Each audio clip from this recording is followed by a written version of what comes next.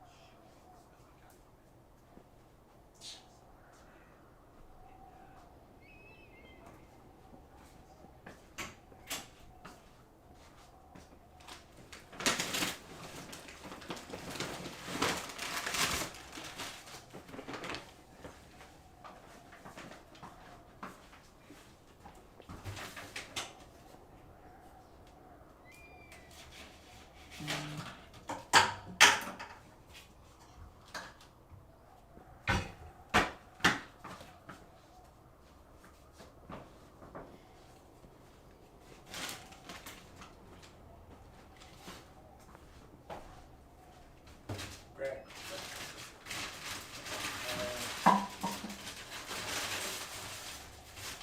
We're gonna have to wake up early tomorrow so we could clean. Clean? In the morning. We having walkthroughs tomorrow? I think. I don't know. I didn't go through this. I don't know. But, yeah. Because right now I'm tired of shit, so. Well, I have to leave tomorrow. I have to go change the ring ceremony. I have to be. So. Well. What time we gotta go? I have to be there at 8:15. It's fine. I can take care of it. Just make sure this side is like tight. Yeah, I'm gonna finish the rest. Scoops, Caden, the God, Marcus. I thought it was FC25. Nah. Had to take a little break after what happened yesterday, bro. FIFA robbed me. I wanna put you on some different, Sometimes you gotta take a break, okay? You gotta take a break sometimes. You dig? Do you forgive for that Roblox thing? I already told you. I was tired, man. Everything you thought, it's not what it is. For real. But Firewatch is an adventure game that I haven't played in a minute.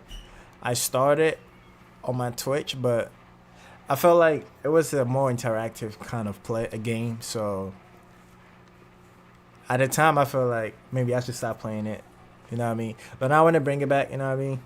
And yeah, let's do this shit. Why do you only play Roblox on Tuesday? Because that's the only day for Roblox. Today we were supposed to do FIFA. I ain't gonna lie, we was. But I just changed my mind last minute. But tomorrow we're gonna be back. We're gonna be building a new team for champs. Y'all could give me ideas of what y'all want. Like it could be a full team of Barcelona players, a full team of this and that, full team of whatever. Just give me ideas, and yeah, we're gonna be on here. Is this Firewatch? Yes, it is. Play rematch. I don't have rematch yet. But I want to get rematch when they make it a crossplay, so I could play with most of y'all. Y'all could join my team and shit. All right, chat, let's go. This is a very let me start a new game.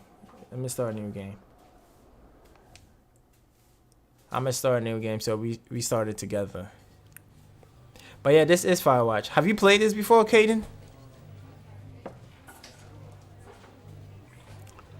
So Saturday, Sunday, and Monday is FIFA. Yeah. Okay. Scooby, you trying to see the schedule, right? Monday, FC. Tuesday, Roblox. Wednesday, FC. Thursday, FC. Friday, I'm trying to make Friday something else. I haven't made my mind yet. Saturday, Sunday, FC. Lat Franklin, what's up? I'm good. But look though. I'm good, Vix. Scoop. Since FC 26 is coming up, FC 26 is, it will make sense why there's a lot of days for FC, because we're gonna be doing pro clubs and career mode. Okay. So yeah. You good? I'm good. I'm a little hungry though. I'm heating up my food. I'm a little hungry. I went and played basketball. I just came back. I said, let me stream this shit for like an hour or something. Then we on there. Bosnia VDB. Sorry, just gotta say, Hala Madrid. Hey, I respect Madrid, Bosnia. Okay, and me on FC 26 when I get it. Oh yeah, I'm gonna create a fat ass huge pro club team, and all y'all gotta join. I'm gonna be the coach, and y'all gotta play beautiful football. We gonna play something better than tiki taka. All right, chat.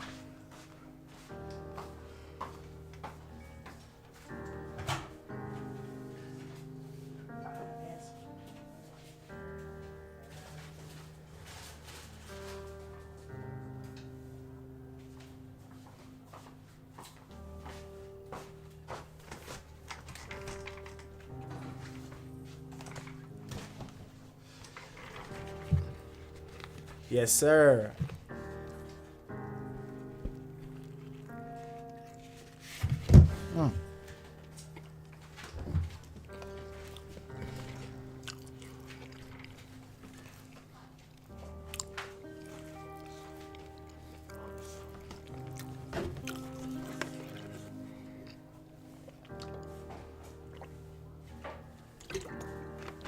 I didn't hear that, but if he is, I think he deserves it, bro. For the season he had, he deserves it. Rafinha gotta go like close to a 90.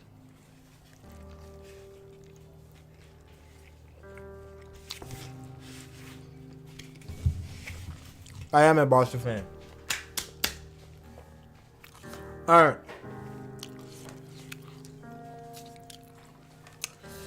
You are drunk.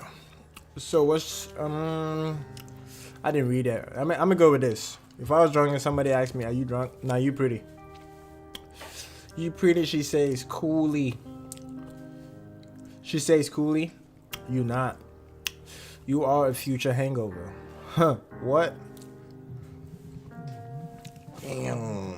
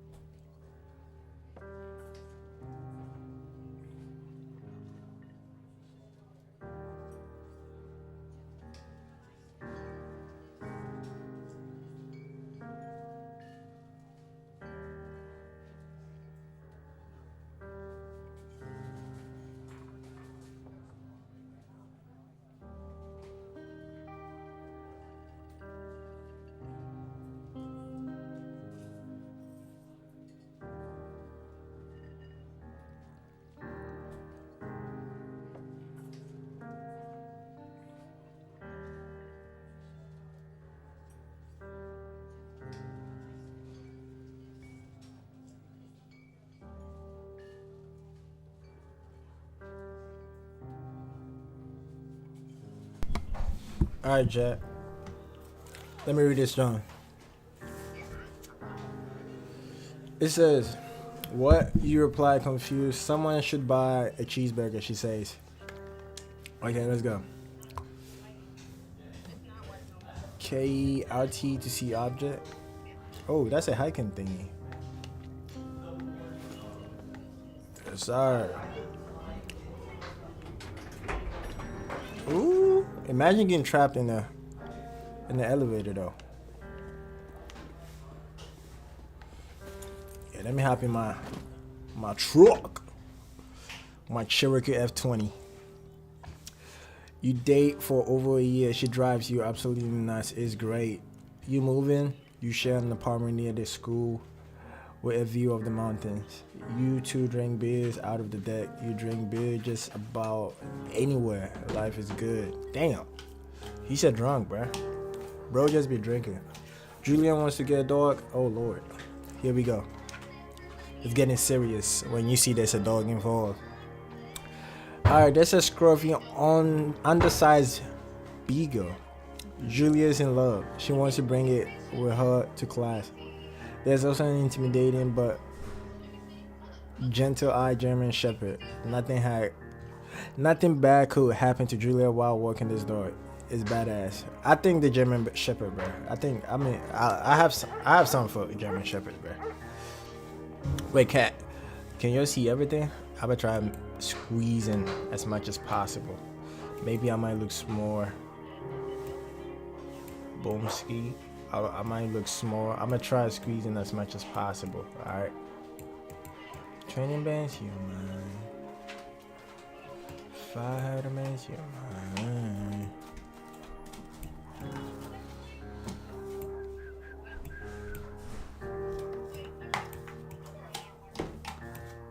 Alright, chat. I'm gonna probably be small as possible. Alright. Boomski. I think that should be good.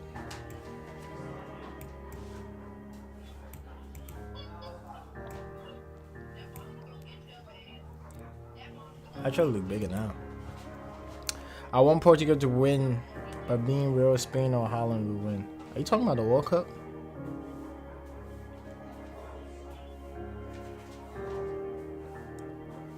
Bro, there's no way y'all want Portugal to win the World Cup. Like, what?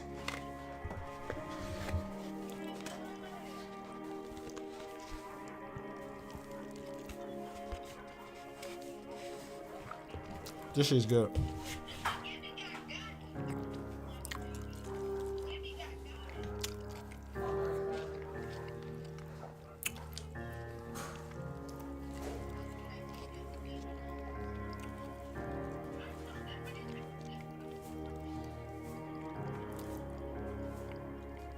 Chat, I ain't gonna lie. Let's go on YouTube. Cause I'm dead ass tired of shit. I can't play the game tired. So I was just finding something to replace the game. You know what we could do? Oh, Real Madrid just played? A glamour tie. Let's go react to that. A glamour tie for Austrian Bundesliga side VSG Tirol against the star-studded giants Real Madrid at the Tivoli Stadion in Innsbruck. What? 16,000 fans Vinicius, packed in here. It's sold out in 30 minutes, and we should be in for a very entertaining evening indeed. Oh, it's a really big event here in Innsbruck at the Tivoli Stadion. And away we go finally with this pre-season friendly VSG Tirol against the giants Real Madrid. A superb atmosphere. As the fans have turned up in their droves to witness the Real Madrid players in town. And there is Müller, the captain, with an excellent goal-scoring start. First corner, though, here for Real Madrid. As it's fired in and why is Mbappe taking corners? Wasn't really sure whether that was just going to drop in at the far post. And as it was Mbappe just trying to curl one in.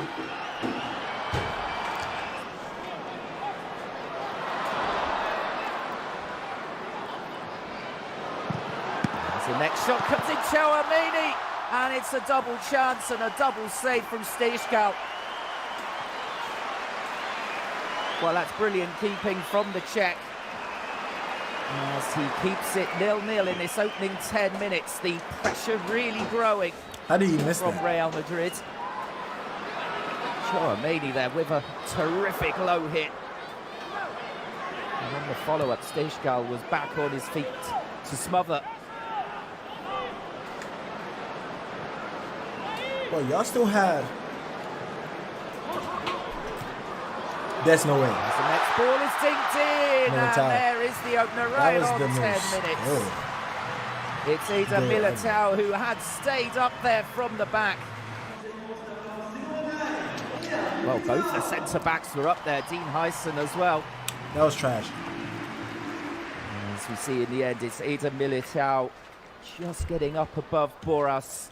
Hey, I can't because of copyright. Stejskal having made a couple of superb stops already in this game. Chat, is that other games over there that I could react to? Recover the ball. It looks as though Xabi Alonso has already left his footprint on Real Madrid here.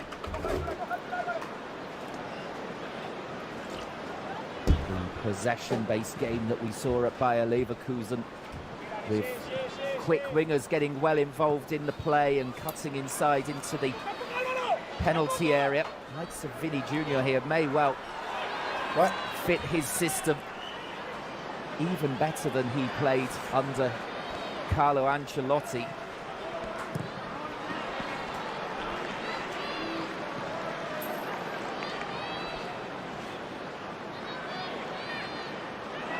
would have loved, I'm sure, to have Luka Modric in his team as well, as there's another chance.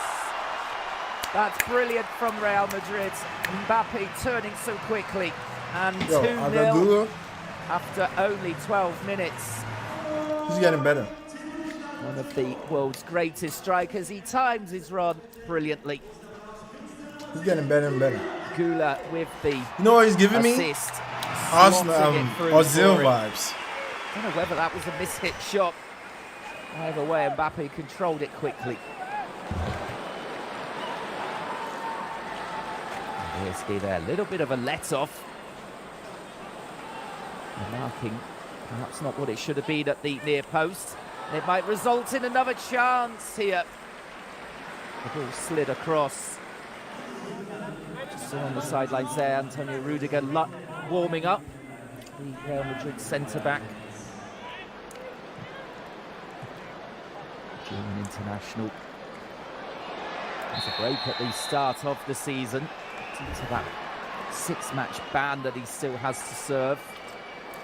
Caden said, imagine if the best player from each position were all on the same team in their primes. Mbappe has already scored an excellent goal. Can he perhaps Caden, that's cap. claim another from this free kick, or will it be think about Goulet? It. Remember the Galacticos? It's Goulet who goes through it, and that's the second time. If y'all remember clearly, the Galacticos didn't work out. And these players were in their prime. I mean, the first batch of Galacticos worked out, but the second one didn't. Because the first one was when they had Zizou, Figo, Raul, Makelele, Robinho. Yeah, the first batch of Galacticos did work out. But then they added more, and that didn't work out. They added Ronaldo to it. They added Beckham to it, and it didn't work out. So I don't think that's going to work. That Real Madrid have hit the woodwork in this match.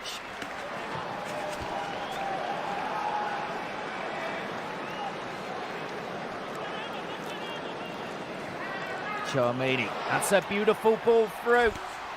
And the chance for 3, and it's brilliantly taken at pace there, Kylian Mbappe. Because and I feel finally they have got all the the best next goal. Going to be playing with their ego. Mbappe at the double. So ball that they have to pass, they're going to try to dribble. Like, look at this Real Madrid team, bro. You have Mbappe and Vinicius. Always trying to dribble, not trying to pass. I think it would be lovely if they could see it just happens. A goal back from Edis. PSG. What's good, Edis? They've been wonderful hosts for this glamour friendly.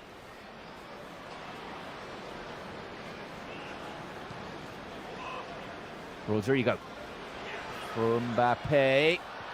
Rodrigo. I loved it, Rodrigo. Else. Well, What's Mbappe good, perhaps not getting the hat-trick, but he gets the assist this time for the Brazilian.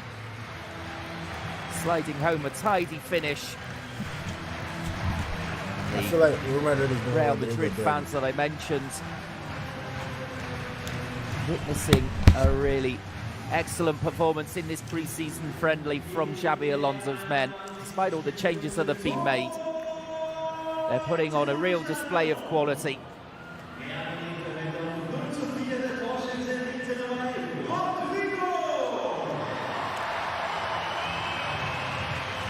Xabi Alonso will be very happy with his team's work this evening, putting a lot of things into practice.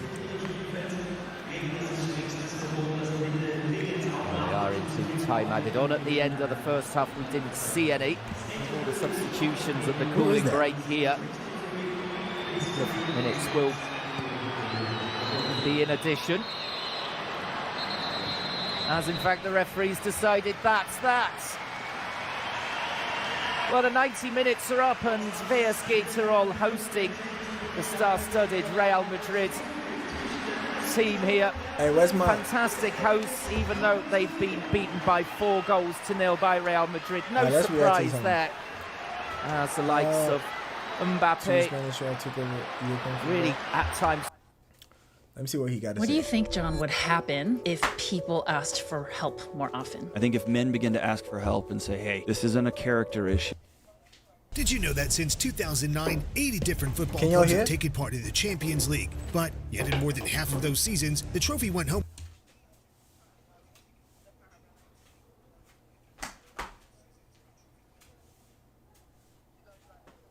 All right, bet.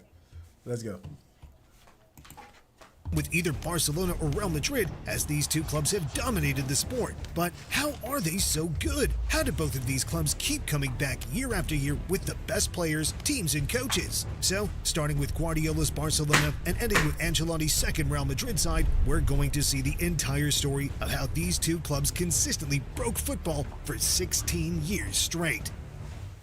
In 2007, Pep Guardiola was nothing more than a youth academy coach, having never managed a senior team before. But just 1 year later, he was given a shot as the Barcelona manager, and within just one season, he transformed them into arguably the greatest football team of all time, winning 6 trophies in that year alone. In his 4 years there, he broke record after record, created a style of football that changed the game forever, and turned a little Argentinian into the greatest football player on the planet. But how on earth did he do it? How did an unproven manager turn a struggling Barcelona into an unstoppable machine? This is the story of how Pep Guardiola's Barcelona became the greatest football team of all time and destroyed everyone in their path. The swinger, and shot of the goal! Still Lionel Messi! Pep Guardiola beats Sir Alex Ferguson. Where are you from? For the second time in 2 years in the final.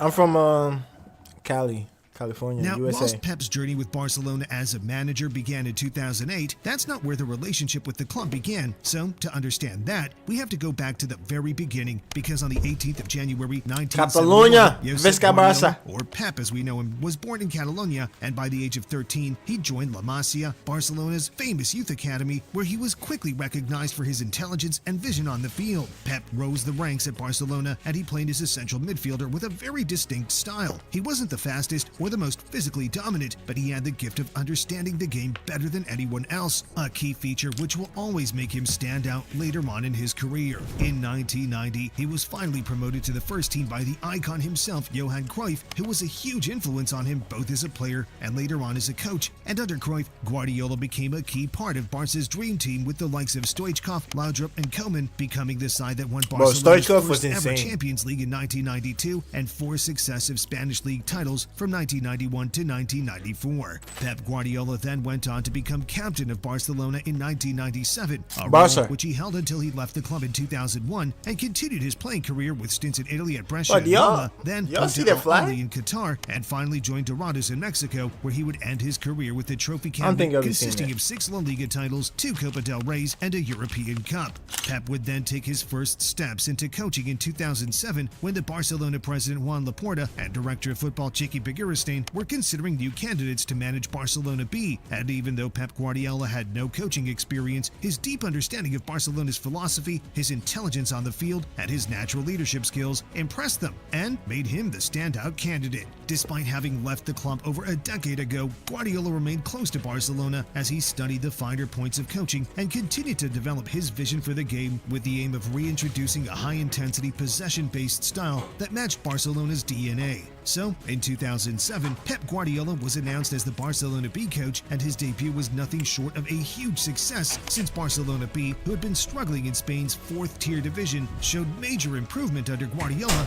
winning the league and securing promotion to the Segunda División B, Spain's 3rd tier. Now, whilst Pep was managing the Barcelona B team, it was Frank Rijkaard who was in charge of the senior squad, and things were not going too well. In the 2007-2008 season, they finished 3rd in La Liga and got knocked out of both the Champions League and the Copa del Rey in the semi-finals, proving a nightmare What's season up, Bell? for Mourinho, and this meant that change was needed. The Barcelona board were looking for a man to take over and bring glory back to Barcelona, and at that time, they were very close to finalizing things with Jose. Bro, imagine if Jose Mourinho took charge of Barcelona. Do you think Barca would have still been like the best team to ever do it? I'm good, Bell. I'm good. Wait, hold on. Let me.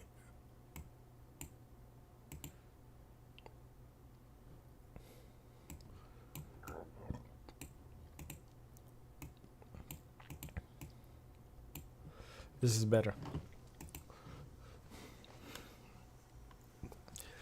But imagine, what you call it, Jose Mourinho took in charge of Barca instead of Pep. I still think we would have done good for a couple of seasons, but not as crazy as what Pep did. We probably would have won some back-to-back trophies, but because Mourinho, don't get me wrong, Mourinho was that guy. At that time, yes, Mourinho was him. So imagine if we won that.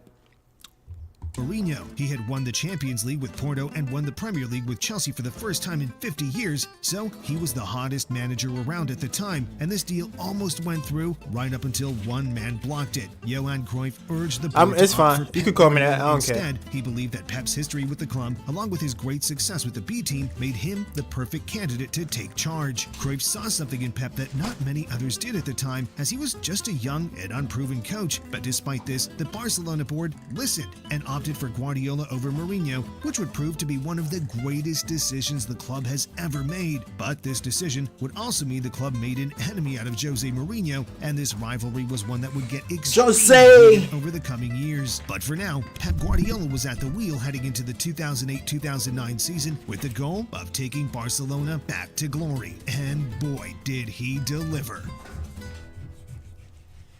Now, despite underperforming last season, this was not a bad Barcelona team at all. Just a couple of years before this, they lifted the Champions League trophy with a prime Ronaldinho at the epicenter of the team, and entering the 08-09 season, the squad consisted of stars like Messi, Henry, Xavi, Iniesta, and Puyol. They weren't lacking talent, they just lacked direction, and Pep was about to change everything. Guardiola made instant, bold decisions by heavily reshaping the squad, letting go of seasoned players like Ballon d'Or winner Ronaldinho and Deco, as he feared the negative influence their party lifestyle would have on the younger players in the squad, and he brought in key signings like Dani Alves and Gerard Piqué, while promoting young talents like Sergio Busquets and Pedro to the first team. Pep knew from the very start that this team was going to be built around Lionel Messi. He was already one of the best players in the team, but not yet the best player in the world, as Ronaldo had that spot, having won the Ballon d'Or the previous season playing for Manchester United. However, despite all...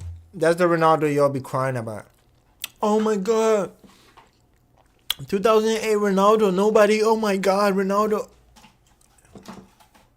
Glaze. glaze.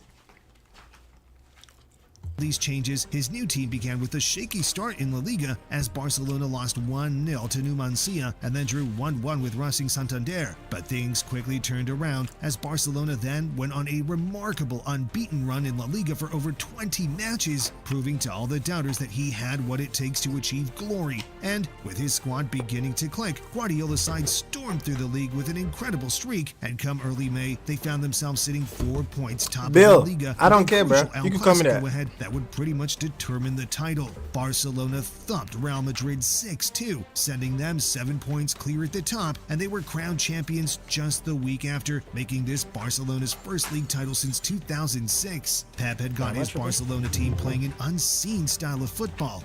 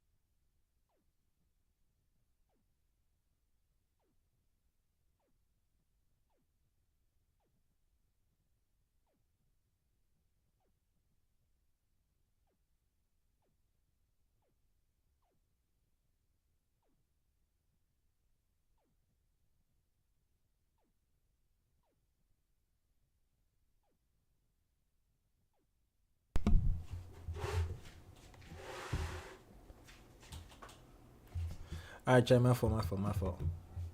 Let's finish this. Their tiki-taka play, quick passes amongst the midfield, and ruthlessness in attack made them pretty much unstoppable. In the Copa del Rey, Let's watch this. Let's watch Barcelona this. secured their spot in the final and then crushed Athletic Bilbao 4-1, making that 2 trophies already for the season. But as great as a domestic double is, there was a bigger prize at stake. They topped their Champions League group with 4 wins, a draw, and a loss, and were drawn against Lyon in the round of 16, where they made light work, winning 6-3 over the 2 legs. In the quarterfinals, they were drawn against Bayern Munich, where, yet again, this Barcelona team made light work of the German giants, winning 5-1 on aggregate, securing their spot in the semifinals, where they played one of the most controversial games in the competition's history against Chelsea. The first leg was played at the Nou Camp and finished as a goalless draw, but come the second leg, the referee was questionable to say the least. Controversial decision after controversial decision, all seemingly going the way of Barcelona. And then, in the 93rd minute, Andres Iniesta stepped up, putting the ball in the back of the net to send this Barcelona team to the Champions League final.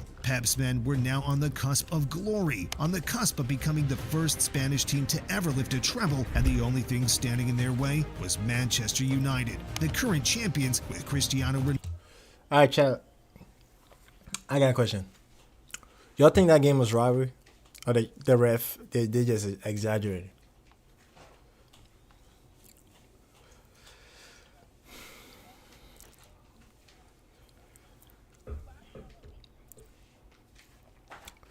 Because I've watched the game over, I think I watched it about 3, 4, 5 times. And I'm gonna be honest, low key,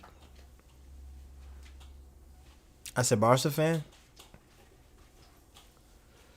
that was a robbery. That gotta be a robbery. I ain't gonna hold you. That gotta be a robbery. Cause the handball was clear as day. If y'all actually watch it back, it's like there's like 20 minutes highlights of it. The handball was like,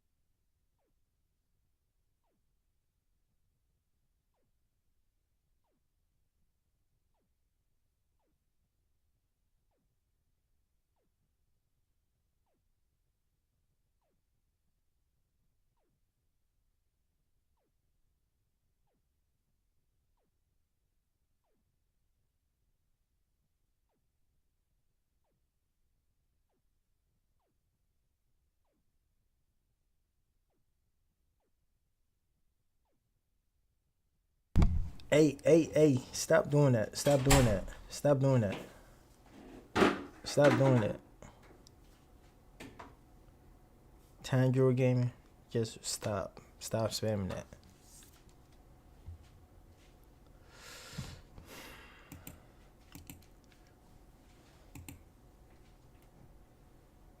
I mean,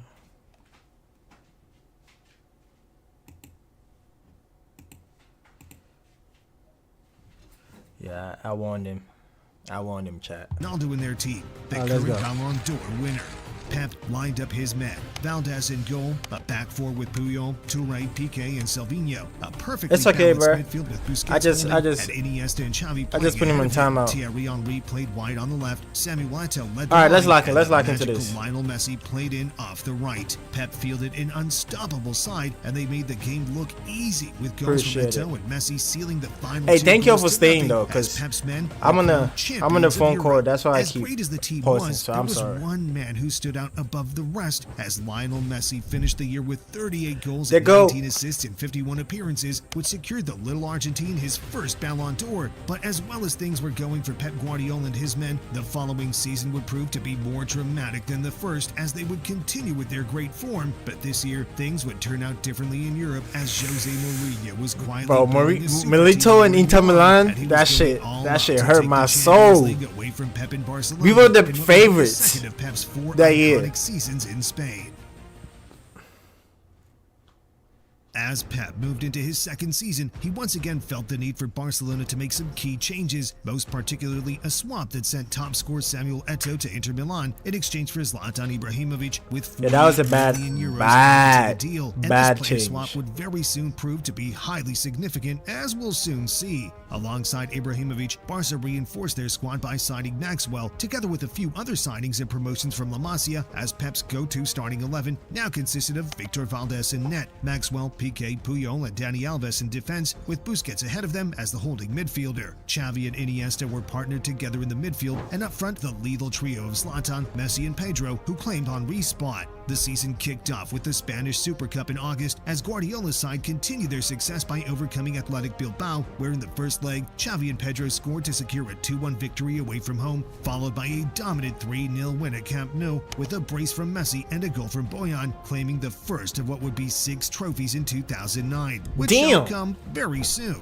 And just days later in Monaco, Barca faced Shakhtar Donetsk in the UEFA Super Cup, which proved to be a tense match that was decided in extra time by a late Pedro goal, marking their 5th trophy of the year. They started the league campaign in a great way too, opening the season with a 3-0 win against Sporting Gijón, and they carried this momentum through the first half of the season as they went the first 21 games unbeaten in the league as they were storming to their second La Liga title. In this time, they also lifted the Club World Cup by beating Mexican club Atlante in the semi-final and winning against the Argentine side Estudiantes in the final, where in extra time, Messi's winning goal secured a 2-1 victory. Isn't that one he And scored with his that, chest? Barca had completed the incredible achievement of claiming 6 trophies So within one a single season? calendar year, making Guardiola the first manager in history to accomplish this incredible feat. Come the 14th of February, Guardiola's men would face their first defeat of the season as Atletico Madrid put 2 goals past You don't believe in Barcelona him? to win the game 2-1. This defeat would prove to be the only defeat in Barcelona's league campaign as they went the remainder of the season unbeaten, finishing top of La Liga with a record-breaking 99 points, 3 points clear of second place Real Madrid. But despite all this domestic success, not everything went Guardiola's way this season as they faced disappointment in the Copa del Rey as Sevilla knocked them out in the round of 16. And then, taking a look to Europe, they couldn't emulate the success of last season as one man stood in their way.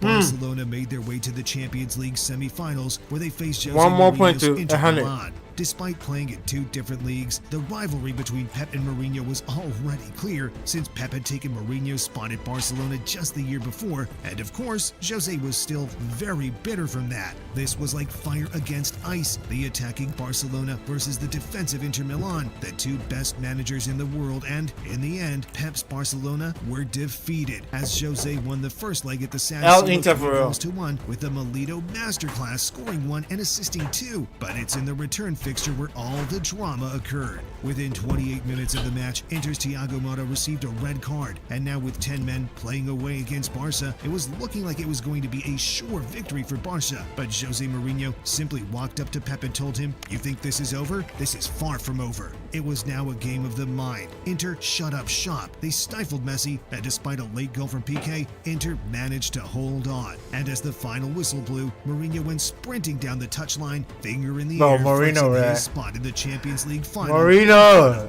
Oh my Jose's God. Inter eventually went on to win the Champions League, and hugely thanks to their striker Samuel Eto'o, who Pep traded for Zlatan that same year. And whilst Eto'o was tearing it up in Milan, the same couldn't be said for Zlatan, as his relationship with Guardiola That was the worst deteriorated over the season, swap causing ever, a bro. severe falling out between the two. But despite these season's cup setbacks, Guardiola's men could still call this season a success, as they ended it with 4 trophies and a plethora of individual awards. Xavi was named the 2009 World's Best Playmaker, with Messi and Iniesta placing 2nd and 4th respectively, and Guardiola himself was awarded the title of 2009 World Club Coach, as he proceeded to sign a 1-year extension to remain at the club until the end of the 2010-11 season, where he was not going to let someone get the better of him in Europe again.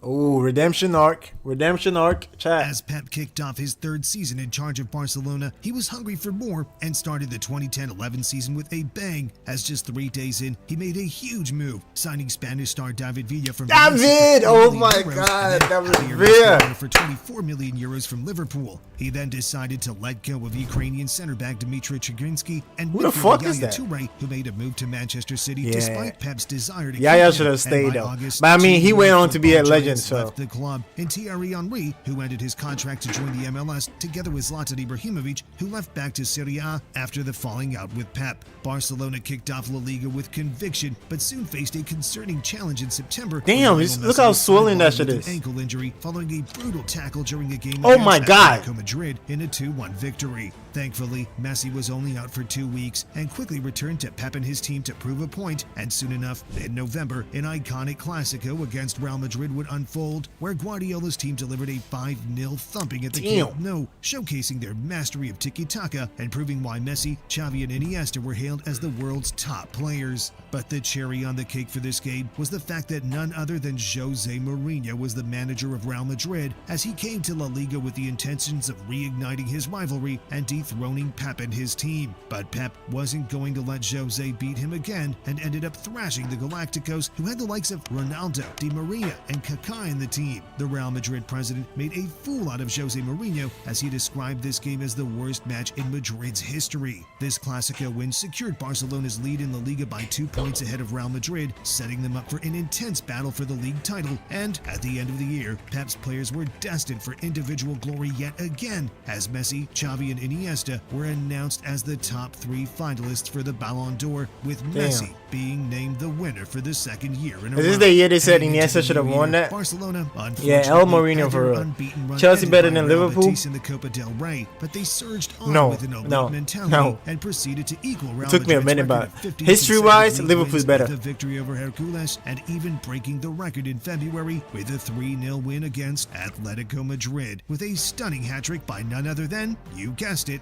Lionel Messi. The team also marched into the Copa del Rey final after defeating Almeria, and was set to face Real Madrid Almeria. in another long-awaited Pep versus Jose showdown, in which Cristiano Ronaldo scored the only goal in extra time with a powerful header from a Di Maria cross, Damn. sealing the win for Jose over Pep. But Guardiola wasn't going to let things slide that easily, because only days after the Copa del Rey final, Real Madrid and Barcelona met again, this time in the Champions League semifinals, where Lionel Messi scored twice in the last 15 minutes of the first leg at the Santiago Bernabeu to give Barcelona a strong 2-0 advantage, and though the second leg at Camp Nou ended 1-1, it was enough to send Barcelona through to the final, knocking Jose and his team out to give Pep the last laugh of the season. Further on Dang. into Pep's 3rd season, Barcelona went on to capture That is the 3rd crazy. consecutive La The Liga best title assist with a Busquets 1-1 ever draw gave. against Levante, ensuring they remained at the top of the table with a 4-point lead over Madrid. And to top it all off, Barcelona ended the season with a club record 14 away wins after defeating Malaga 3-1. But this was not enough, as Barca were so in form that they even went on to claim their 4th Champions League trophy by outclassing Manchester United 3-1, meaning Pep got the better Bro, of Man United. they for better the second bring time in 3 David years in the Villa Champions into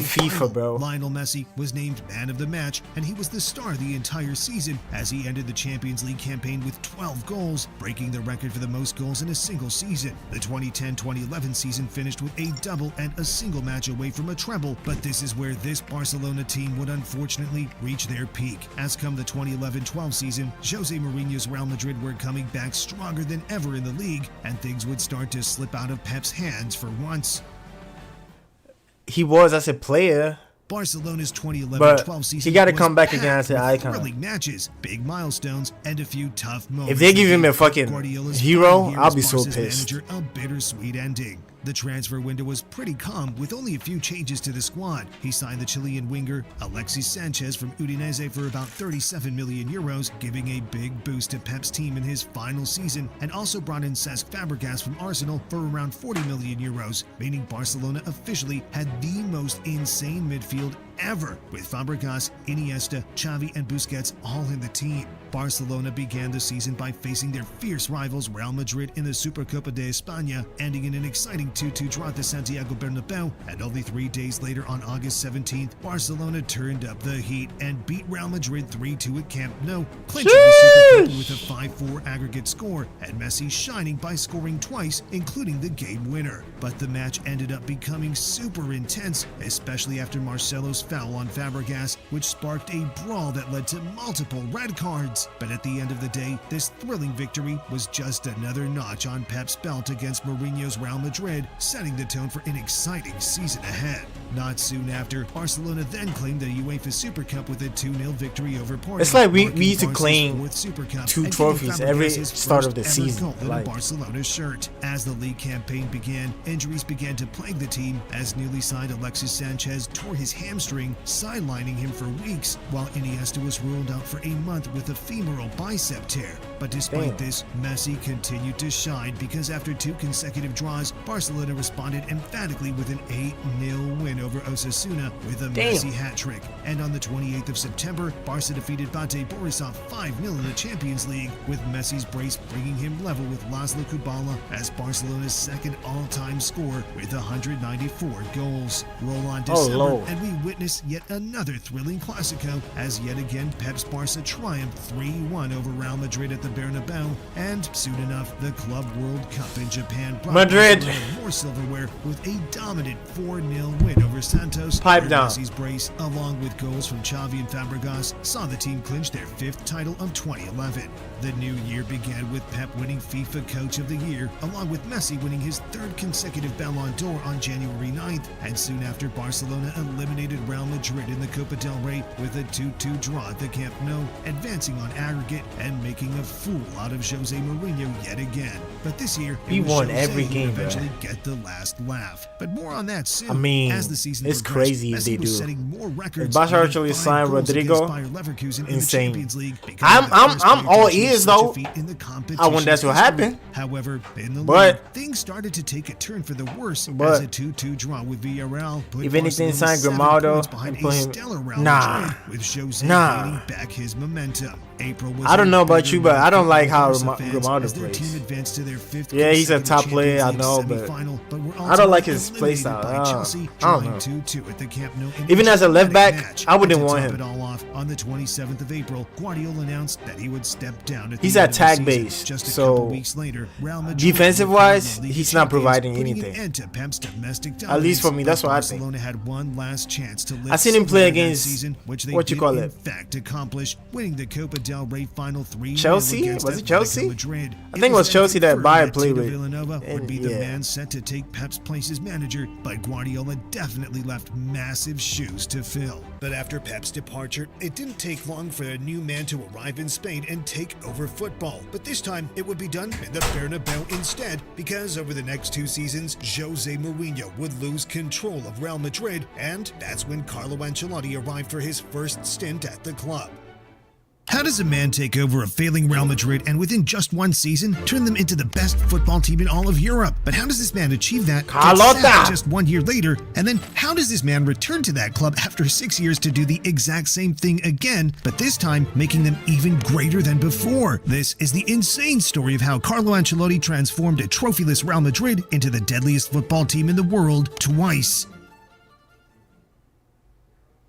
Carlo Ancelotti's Real Madrid journey began in I hate 2013, Carlota, but by bro. that point, he was already But one I of like the him. greatest managers of all time and also had one hell of a playing career, so let me fill you in quickly. Like most top managers, Carlo was also a top player, having started his career in Parma, then moving to Roma, before reaching his career pinnacle with AC Milan, where he played for 5 years and lifted 2 Champions League trophies in 1988 and 1992, playing a key role in the team. He he was a great midfielder, but unfortunately, his career had come to an end at the age of 33 because of recurring knee injuries, but it didn't take him long before he entered the next chapter of his life, because in 1992, he was named the manager of Guardiola, and he quickly began to earn his stripes on the touchline. So, after just 1 year there, he took the step to become the manager of Parma, and here's where he learned one of the most valuable lessons of his career, and one we see shining through his managerial style today. Carlo was set on his style of play, always opting for a 4-4-2 formation, so when he was offered one of the best players in the world in Roberto Baggio, he rejected him because he didn't fit the style. He realized this was a massive mistake, and from this moment onwards, he made sure that his tactics and management style would always shift to accommodate the players in the team, something which can be seen in all of his Real Madrid sides over the years. After Parma, he spent a couple of years at Juventus, where he managed Zinedine Zidane. Zizou! His assistant coach at Real Madrid, and then Carlo finally landed the biggest job of his career thus far, as he was placed in charge of AC Milan.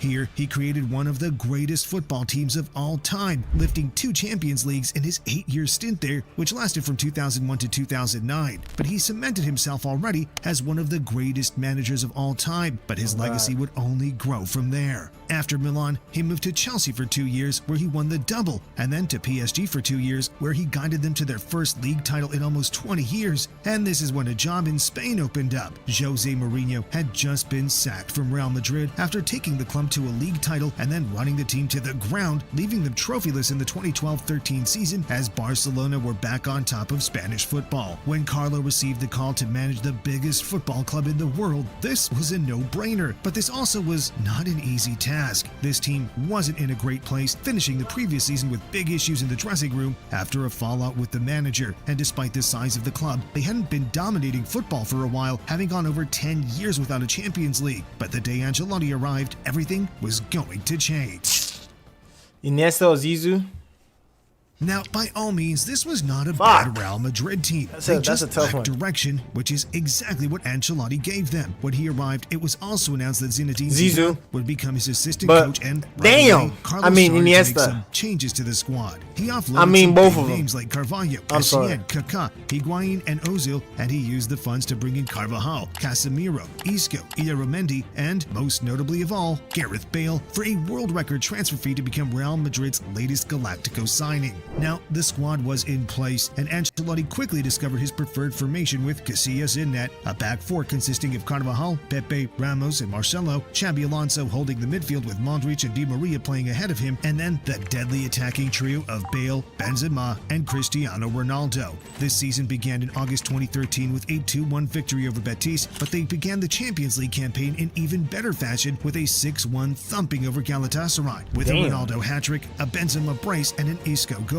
This hat-trick from Ronaldo was not uncommon and was the story of the season, as he was scoring goals left, right, and center throughout the entire year. Ancelotti's men continued on this good vein of form until they faced Atletico Madrid in September, where they were defeated 1-0 in a game that would be so decisive. Bro, I love that Atletico too. This Falcao and Diego Costa peak this year, and we'll be talking about it a lot more soon. But things went from bad to worse for Real Madrid, as they also lost their first El Clasico of the season, meaning both their rivals got the better of them early on, but they would bounce back in style, as Carlos Madrid went unbeaten through all of November and December, meaning come the new year, they were through to the Champions League knockout stages, still in the Copa del Rey, and were climbing up the La Liga table at a rapid rate. Things were clicking under Ancelotti, and hope was brewing in Madrid. Y'all see Zizou just sitting right next to him? The year before, what's up, Rip? How you March been, bro? This year, and La Liga was a 3-horse race between rivals, but the title came down to 2 crucial games that month. Real Madrid dropped points against Atletico, and then in the second La Liga El Clasico, they were beaten 4-3 with a Messi hat-trick in what is considered to be a controversial game. And then, come May, still with a chance at the title, Real Madrid only managed to win 1 out of 4 games, meaning Atletico Madrid topped La Liga, Barcelona came second, and Real Madrid trailed in third, just 3 points off the top spot, meaning these crucial defeats cost them the league title. But in the cup competitions, Ancelotti's men were able to get revenge on both their rivals, with the first happening in April as they played the Copa del Rey final against Barcelona. Real Madrid finished this game 2-1 thanks to goals from Di Maria and Bale, with Bale's being one of the most iconic solo goals in football history. So, just like that, Ancelotti's men picked up their first trophy of the season. But now, let's talk about the biggest prize of them all, as this Real Madrid side conquered dominated European football that year. I This felt betrayed when he competition just had been left one me. Real Madrid had been chasing for almost a decade as they were in search of La Decima, which meant their 10th Champions League title. In the group stage, they were electric, with Ronaldo breaking the record for the most group stage goals ever with 9. Come the round of 16, and they battered Schalke in the first leg 6-1 with a brace for Bale, Benzema, and Ronaldo, and then a 3-1 second leg victory meant a comfortable ride to the quarterfinals. They were drawn against Borussia Dortmund, the previous year's finalists, and despite a calm 3-0 victory in the first leg, they were beaten 2-0 away from home, but that was enough for them to win the tie on the whole, sending them to the semis, where things should have been way harder than they were. They faced Bayern Munich, the title holders, and finished the first leg 1-0 with a cowering Benzema goal. But when they traveled away for the return fixture, they turned Bayern into training practice, demolishing them 4-0 with a brace from Ramos and Ronaldo, sending them through to the final to face their city rivals, Atletico Madrid. This game was massive. Real Madrid had lost the league title to them, and they were not going to lose another major trophy. But things were not looking good for Ancelotti's men because Diego Godin scored in the first half and were able to hold on to this lead all the way to the 90th minute, where Real Madrid won a corner and Sergio Ramos hammered the ball home to send the game to extra time. This last-minute lifeline gave Ancelotti's men the mental boost to shift into gear as they scored 3 goals from Bale, Marcelo, and Ronaldo to seal the game 4-1 and hand Real Madrid their historic 10th Champions League title and Carlo Ancelotti his first with the club. And, as you know, this would not be his last, but more on that soon. This season, Cristiano Ronaldo took all the headlines as he broke the Champions League goal-scoring record with 17 in a season and finished the entire season with 51. 17? Bale and Benzema both broke the 20-goal mark also, and Angel Di Maria pitched in with 11. But wait. 17.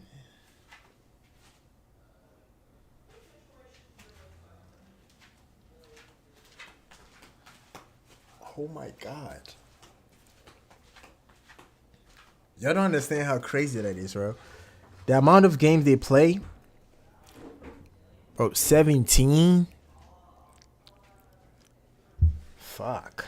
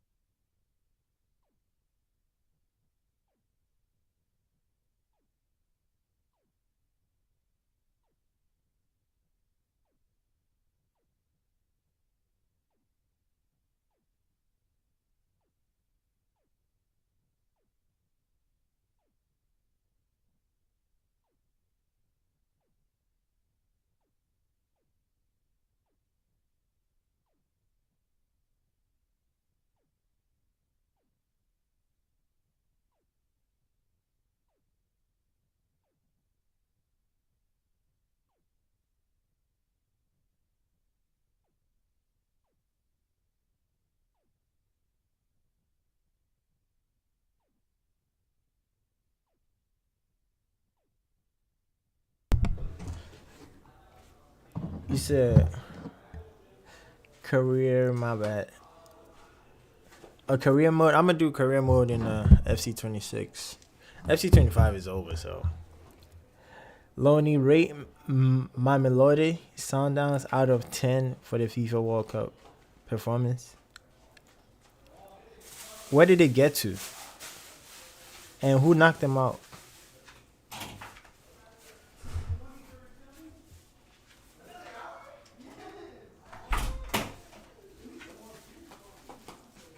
Arguably the most important player in this team, which was proved even Di further with Maria. what happened in Ancelotti's second season in Madrid. Entering the 14-15 season, Ancelotti sold Xabi Alonso and Angel Di Maria whilst signing key players in Kroos, James Rodriguez, and Chicharito Hernandez, and they began the season strong, winning the UEFA Super Cup and going on a 22-game winning streak all the way until January. They won the Club World Cup also, but in February of this year, things would start to turn south for Ancelotti. Atletico Madrid embarrassed Los Blancos with a 4-0 drubbing in the league, but Real still sat on top of the table. The previous season, they were so close to a treble, and this was their target this year, but within just a couple of months, it would all fall apart. Barcelona had quietly put together a dream team spearheaded by Messi, Suarez, and Neymar, and nothing was going to stop them. In March, Real lost 2-1 in El Clasico, and Barcelona used this victory to propel them to the La Liga title, finishing the season in first place, 2 points ahead of Real Madrid. Real were also knocked out of the Copa del Rey by Atletico Madrid and knocked out in the Champions League semifinals by Juventus, meaning they finished the season with no major trophies.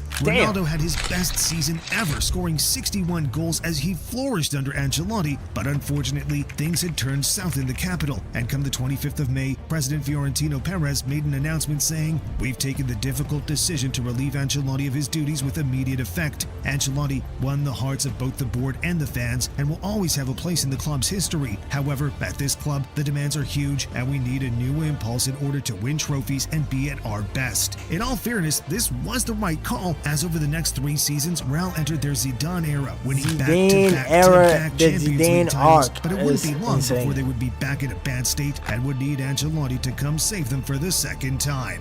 God But before damn. Ancelotti's return, and even before the Zidane Lucas three-peat, Ribeiro we have to talk Costa about that MSN team team. because, The one that got what a side the it goal of was. the So, tournament let me tell you against all Dortmund. about it. In I didn't watch 2014, a lot of Barcelona the got Club knocked World out of the Cup, so Champions League, the Copa del Rey, and finished second in La Liga. I But can't just really 1 year tell. later, they won all 3, lifting a historic treble. But for this to happen, Barcelona had to put together the deadliest front 3 in world football, with Lionel Messi, Luis Suarez, and Neymar Jr. terrorizing European football. But how did this all happen? Well, it started in 2013, when Lionel Messi was the main man at Barcelona. They had just won La Liga with a record-breaking 100 points, with Lionel Messi truly carrying the team, scoring We had 60 100 goals points in the too? season. I Barcelona's thought second top Madrid scorer was was the one David that had Villa, 100 who only points. scored 16 goals, meaning the pressure was all on the Argentine magician. Despite this record-breaking La Liga victory, Barcelona were embarrassed in the Champions League, losing Oh, 7-0 on aggregate to Bayern Munich, and they also lost the Copa del Rey. So Barcelona knew they couldn't keep relying on one man to win them games, and they decided something had to change. Luckily, at this time, there was a young winger playing in Brazil who was making waves in world football. At 22 years old, Neymar had already played 230 matches with 203 goals and assists for Santos. He was the next big Brazilian star and a perfect fit for this Barcelona team. So on the 3rd of June 2014, Neymar made a €57 million move to Spain, as Barcelona It was more now than that. had the second piece of the puzzle in place. This next season at Barcelona was a transitional one. David Villa, who was the second top scorer, left for their rivals Atletico Madrid, which meant this Neymar transfer had to work even more. Thiago left for Bayern Munich, and big players like Puyol and Xavi were getting older, which is a big reason why this season played out as it did. In the Champions League, they made it to the quarterfinals, where they faced Atletico Madrid. The first leg saw a 1-1 draw with a Neymar goal, but Barcelona ended up losing the second leg 1-0, meaning they only made it to the last 8. In the Copa del Rey, the final was played out between Barcelona and Real Madrid, making for a historic El Clasico match. But Real Madrid were able to get the better of their rivals this time round, as they closed the game with a 2-1 victory. And then, to top it all off, this La Liga season came down to the final game, where Atletico Madrid played against Barcelona, and they were only 3 points apart at the top of the table. Atletico Madrid means we had held to out win. for a 1-1 draw and managed to lift La Liga, meaning Messi and Neymar had missed out on all 3 major trophies that season. Neymar ended his first season in Spain with 15 goals in 41 games. Messi showed a decrease in output from the previous year, scoring 41 goals, but both of them faced injuries in the second half of Bro, are we listening to this? 41 goals was a decrease in his output. Bro, they was about to award Vinicius Jr. for 14 goals and 20 assists. And 41 goals was a decrease for Messi, bro. That's crazy. The season, and all in all, this was a frustrating year for Barcelona, as there was just something missing. But little did they know they were one bite away from the promised land, and within just one season, everything was going to change. On the 1st of July 2014, Barcelona appointed Luis Enrique as their new manager, and he began by making some significant changes within the squad. He signed 2 goalkeepers in Claudio Bravo and Ter Stegen. Cesc Fabregas and Alexis Sanchez were both sold to Premier League clubs to free up some cash, which they used to sign Ivan Rakitic and the final piece to the puzzle, Luis Suarez. This Suarez transfer was an interesting one, to say the least. He was arguably the best striker in the world at the time, having come off the back of a historic season with Liverpool. He almost won the Premier League and finished as the league's top For me, as natural strikers through and through, I don't consider Ronaldo as a striker. He's a left winger before a striker. But I'm talking about pure number 9s. I have R9, Suarez. Fight me if you want. Breaking the goal-scoring record. He'd spent 4 seasons at Liverpool, where he scored 82 goals at 133 appearances, and Barcelona were able to get him for £75 million, a bargain for the quality of player they were getting. But they were only able to get this bargain because Suarez signed while serving a 4-month ban for professional football. Suarez had just taken part in the 2014 World Loney, okay. That's the South African team that had that Brazilian fucking striker, right? Yeah, y'all did good, but y'all choked at the last minute. So, who you think will win? Who? The 2026 World Cup? Argentina, Messi, Spain. Okay. Wait. What else he got? He said Lewandowski's clear. Hell nah. No way. R9, Suarez, Lewa.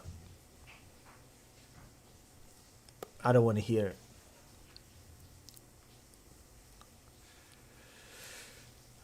Suarez is clear. I don't care whatever you say, bro. And don't give me with that longevity or whatever the fuck y'all want to use. I don't want to hear that. We talking about prime for prime. Suarez. It's clear. I don't want to hear that.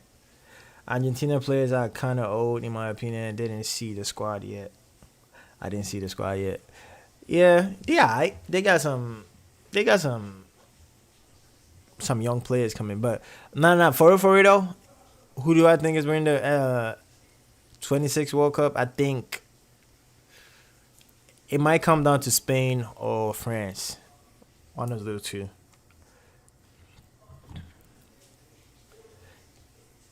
Lewandowski?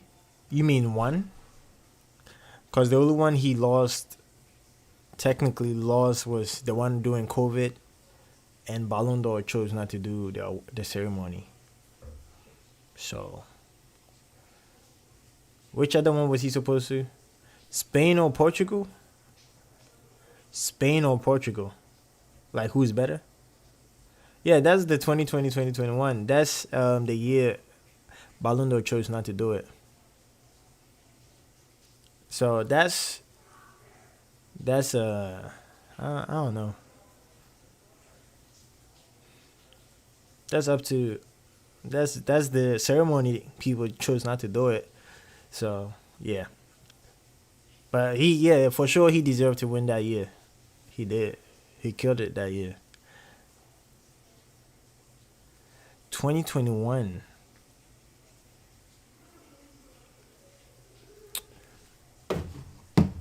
I don't remember the 2021 season, bro.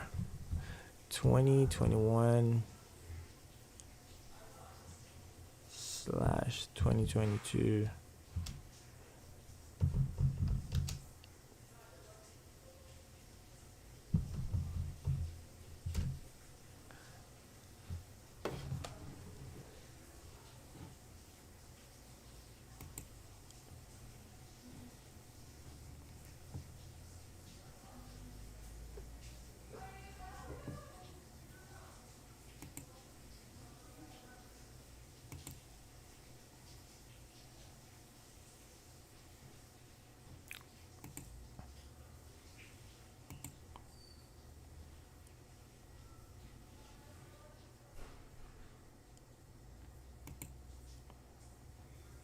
Huh.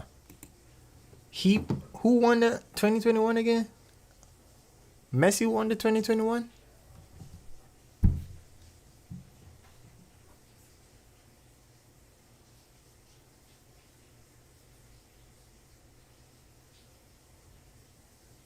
Imagine your name is Ichiraku Ramen, and you hop in my chat and you thought you said something funny, and everybody's looking at you like this.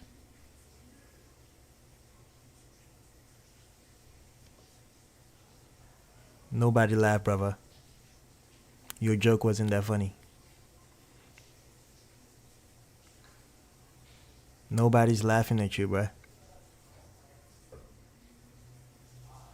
I'm not smiling.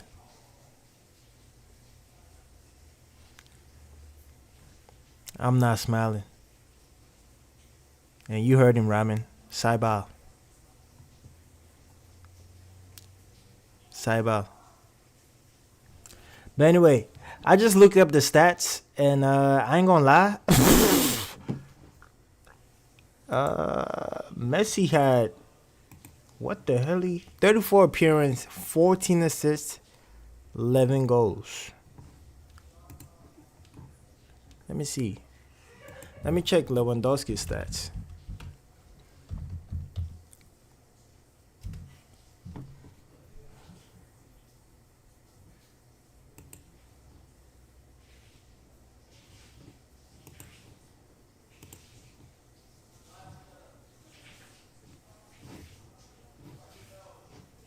All right, let's go back.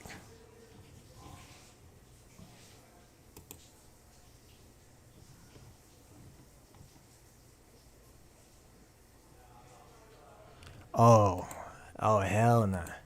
Yeah, Messi didn't deserve it. I ain't gonna hold you. Nah, he didn't deserve it. Nah. So Messi had 34 appearances, 14 assists, 11 goals. Ronaldo had 3 assists, 24 goals.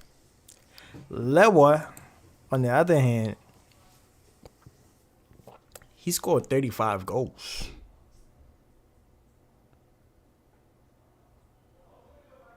In 34 matches.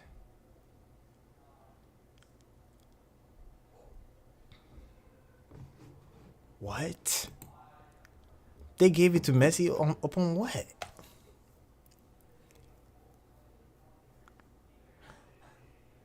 You know, if y'all didn't ever say this, I wouldn't have looked this shit up like ever. And I would have known like Lebo went crazy the following year after FIFA then award the 40.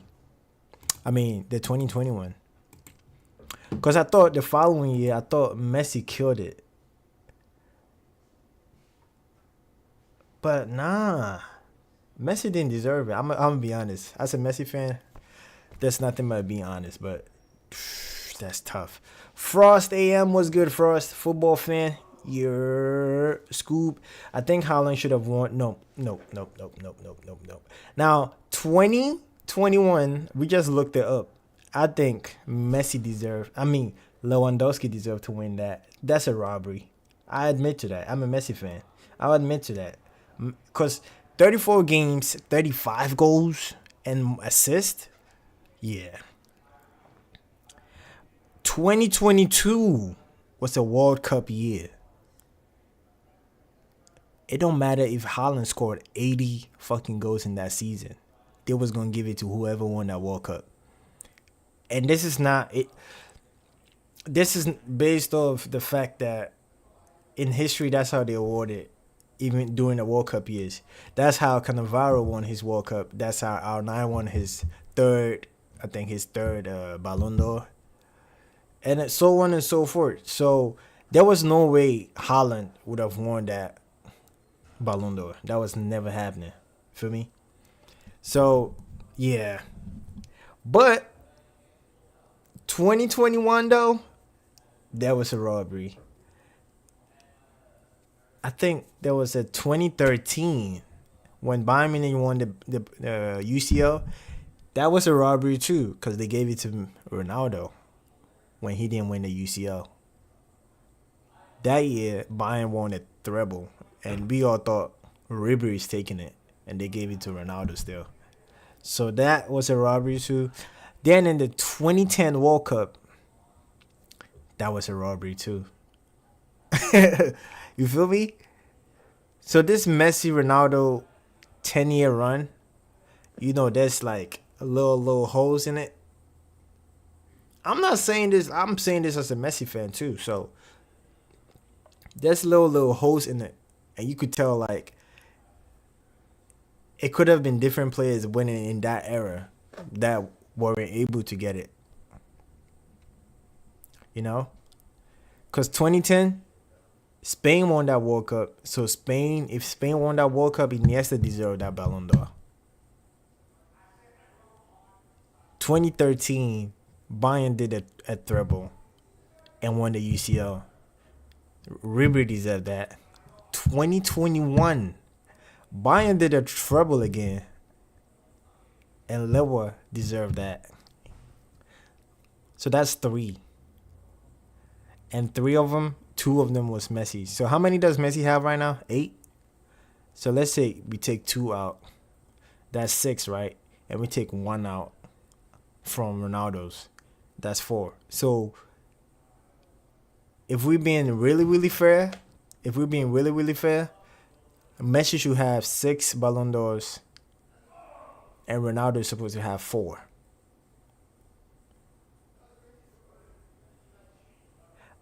Yeah. Damn.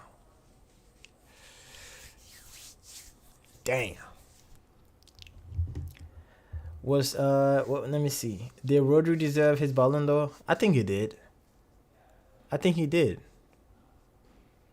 Bro, 14 goals, 11 goals, like 20 something assists is not going. You're not special for scoring 14 goals and 20 assists. That is somebody's bread and butter, bro. Rodri was the centerpiece of Man City. And y'all seen what happened last season when Rodri was hurt. So he deserved it. I think he deserved it. So why did Mbappe not win in 2018? Who won in 2018? That was Madrid, right? Well, to be honest, I actually thought Ronaldo was going to win in the 2018. Because was Mbappe the best player in the 2018 World Cup? No. He was the surprising player. He came out of nowhere and boom. All of a sudden, Mbappe is all over the place. But the best player in that France team, we all know, was Griezmann in that year. And that was the year Griezmann said he had to win the Ballon d'Or. And I low-key, I could see it. He could have won that Ballon d'Or, but they gave it to Modric for some reason. That was so random. I low-key it was so random. To me, it was random. Messi is the GOAT, but now we just trying to figure out the Ballon d'Ors that have been robbed during the year. So Griezmann should have won that 28. Yep, I agree with that. Griezmann should have won 2018 Ballon d'Or. Sid, what's good, Sid? 2010 Iniesta, exactly. Was 2008 Ballon d'Or? Yes, that's not even a question. 2019 Van Dijk. What made Van Dijk special? What made Van Dijk special that he had to win that Ballon d'Or?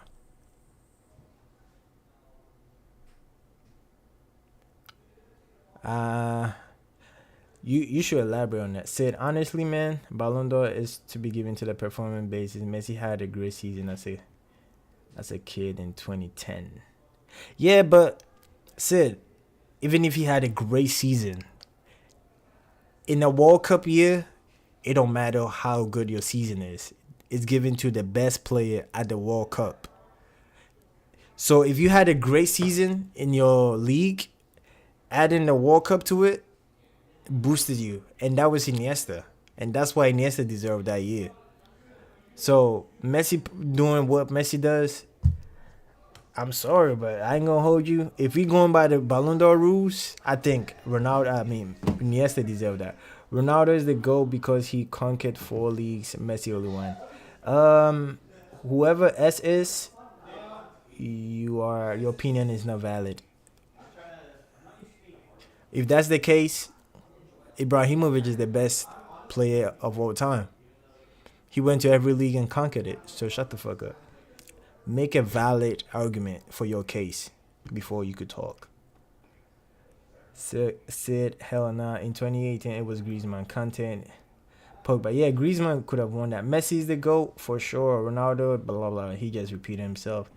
We ain't having the GOAT debate, little bruh. It's never a debate. Messi is the best. Well, Messi is the best. Of course Messi is the best. Everything says he's the best, so. Sue kid. Okay. Yo, Messi or Ronaldo? Me personally, Messi. But I respect Ronaldo. And there's some versions of Ronaldo. I heard of some versions of Messi. Alright. Messi can never do it in 4 leagues. Hey, how old is S? I feel like we talking to a kid here. How old is he? S, how old are you? Because you talking like you was born yesterday. What you mean Messi can't do it in 4 leagues? If that's the case, Ibrahimovic is the best player to ever do it. Pele did it in Brazil. In Santos only. Does that mean Pele is the worst player to ever do it? No. That's not a valid argument, bro. Make a valid point. Then you could talk. Like, he said UCL. Scooby. He said UCL. Said his personal opinions is Ronaldo. Well, you can still pick personal opinions Ronaldo. I don't mind that. But facts, though. Facts is what matters. Messi is one team wonder. I don't want to hear that. That's a dumbass argument. The one team thing is a dumbass argument. The league thing is a dumbass argument. I don't want to hear those two.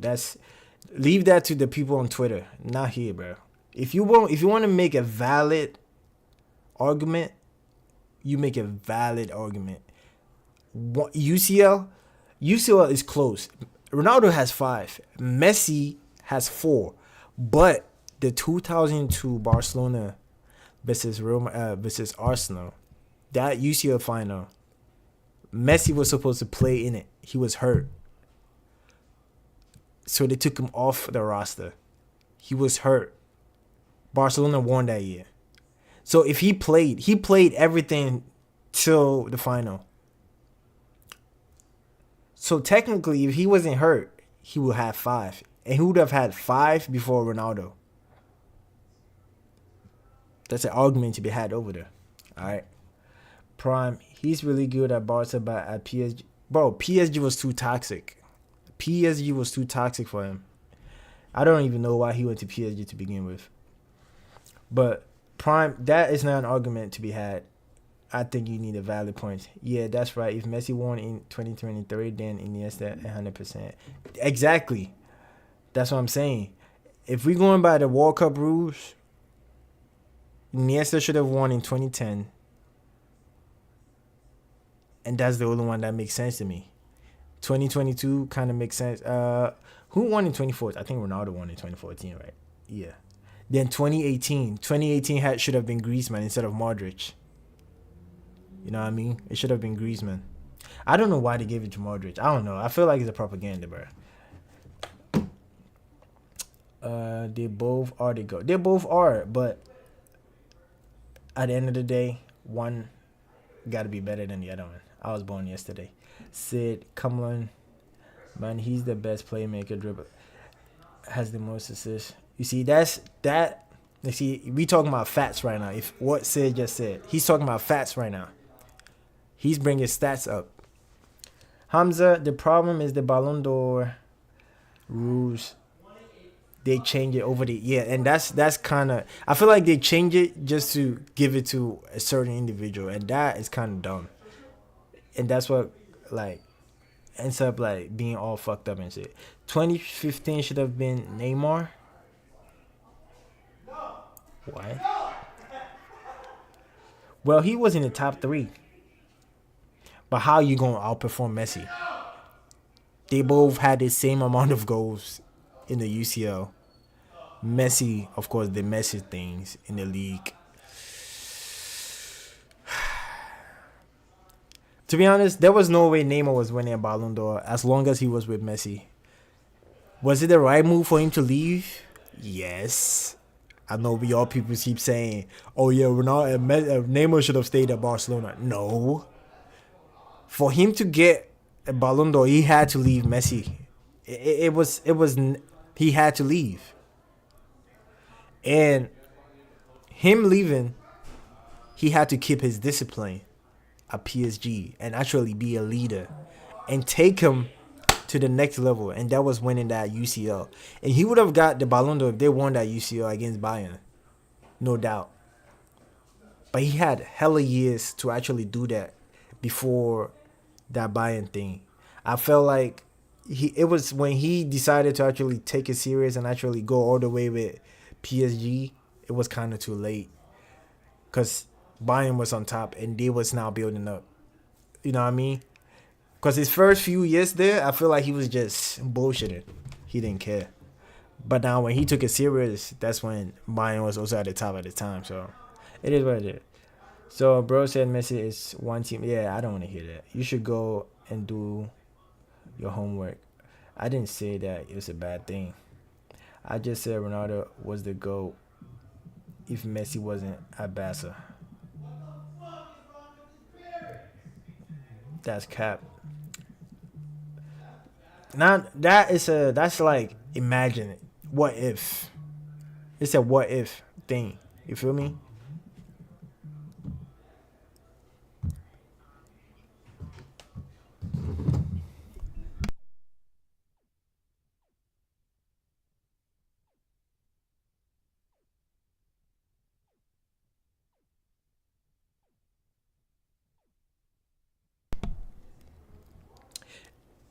You can't use what ifs. What ifs don't count.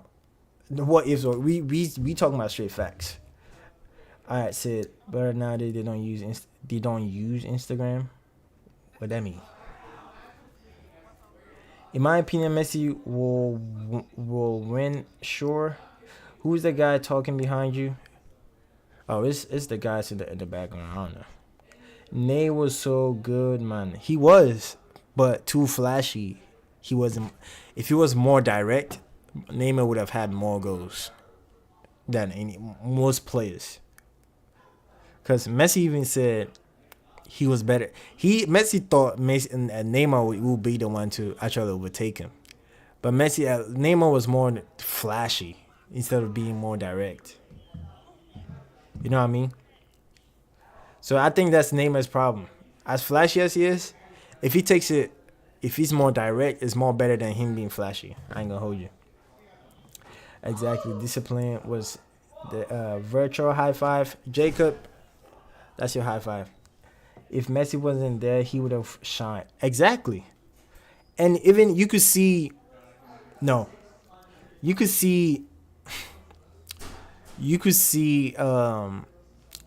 that when Messi got hurt during that MSN era, Neymar was going crazy. Bro, y'all could go check this stat. 9 games, he was like up. I'm telling y'all. The most worst Ballon d'Or, in my opinion, is 2024 Rodri. I know he also deserved it, but obviously Vini was better. Nah. It was 50-50. Vini had 14 goals, 20 assists. That's nothing. De Bruyne was getting 20 and 20. Yo. Great. De Bruyne was getting 20 and 20. Feel me? So that wasn't impressive to me. I thought I didn't see that shout. If they gave it to Bellingham, I thought Bellingham deserved it. So I was kind of surprised that Vinny was the talk. Like, yeah, he's the one that deserves it. I didn't understand. I actually thought Bellingham deserved it. Because how Bellingham came to Real Madrid and just banging. Bro, I'm a Barca fan, and I had to respect that. Honestly, Lewa deserved the 2020. 2020, there was no Ballon d'Or. There was no Ballon d'Or in 2020. You don't get it? There was COVID. There was no 2020 Ballon d'Or. 2021, he deserved it. But 2020, no. He said, bro, are we supposed to start argument or not? Because that's what I'm doing. Hey, we talking, man. Bring facts and we could argue. Dino greater than Neymar? At this point, I could see it. I could see it because if Dino has a Ballon d'Or. Stats-wise, if you're going off stats, Neymar is better. But if you're going off impact, Dino is better. If we talking skill-wise, I think Dino got it for sure. Dino got it for sure. Neymar got it too. I think if it comes to skills, I think they like this. But if it comes to like impact, Dino got it, and that's what makes Dino better than Neymar.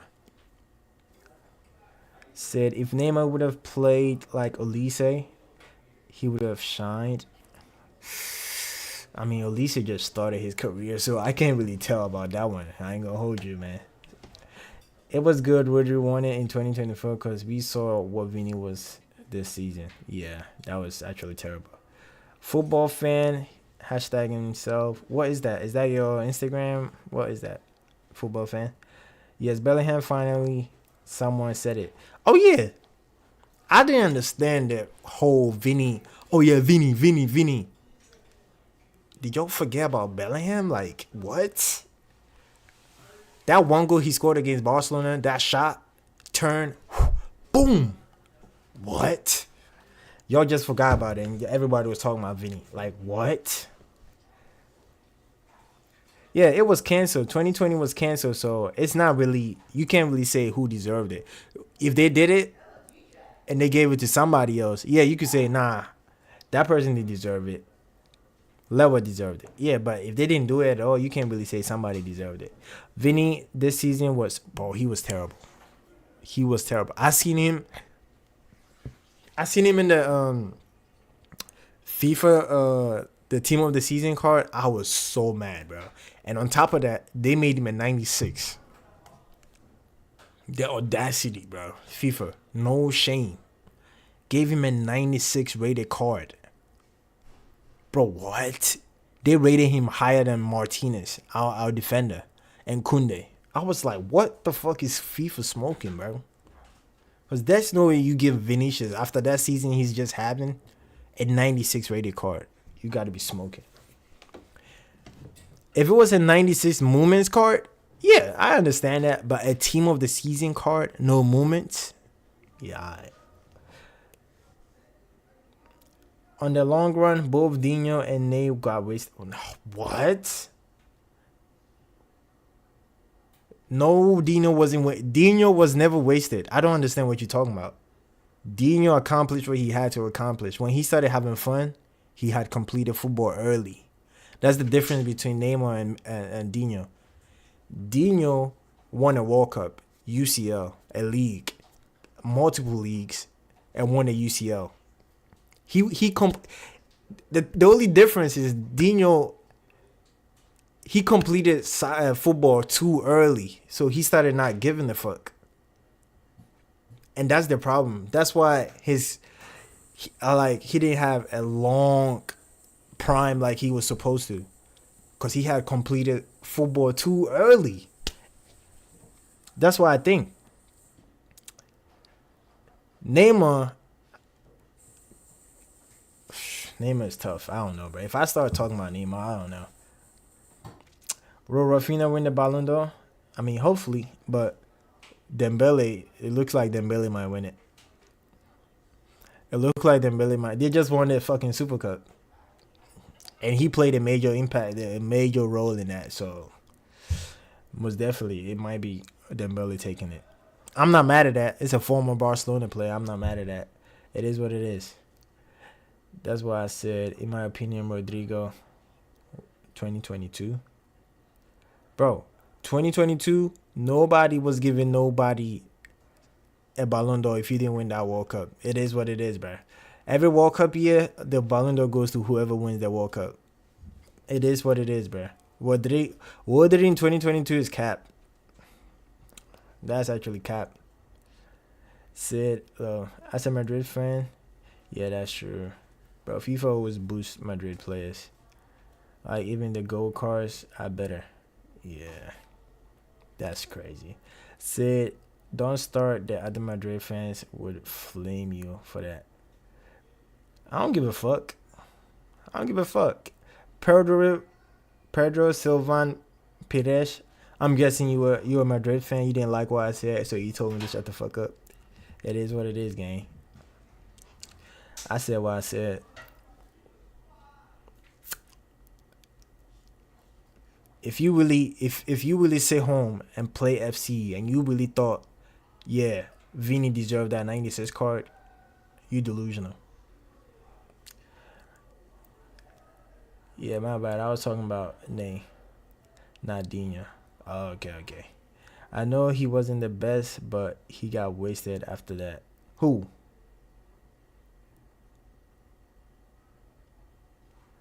Who wasn't the best, but got wasted after that? Oh, Rodrigo. Nah, he wasn't wasted. Rodrigo played. He's a major player. I feel like they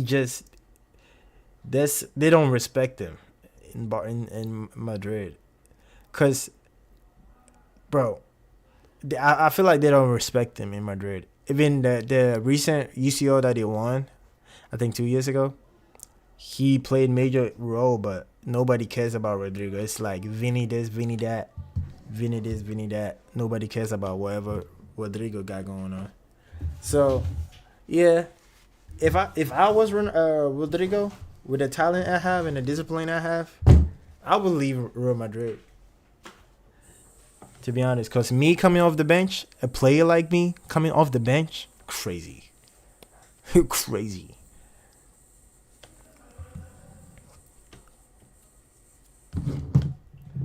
Yeah, they got me fucked up. But Rodrigo, greater than Vini. Maybe, but I don't know.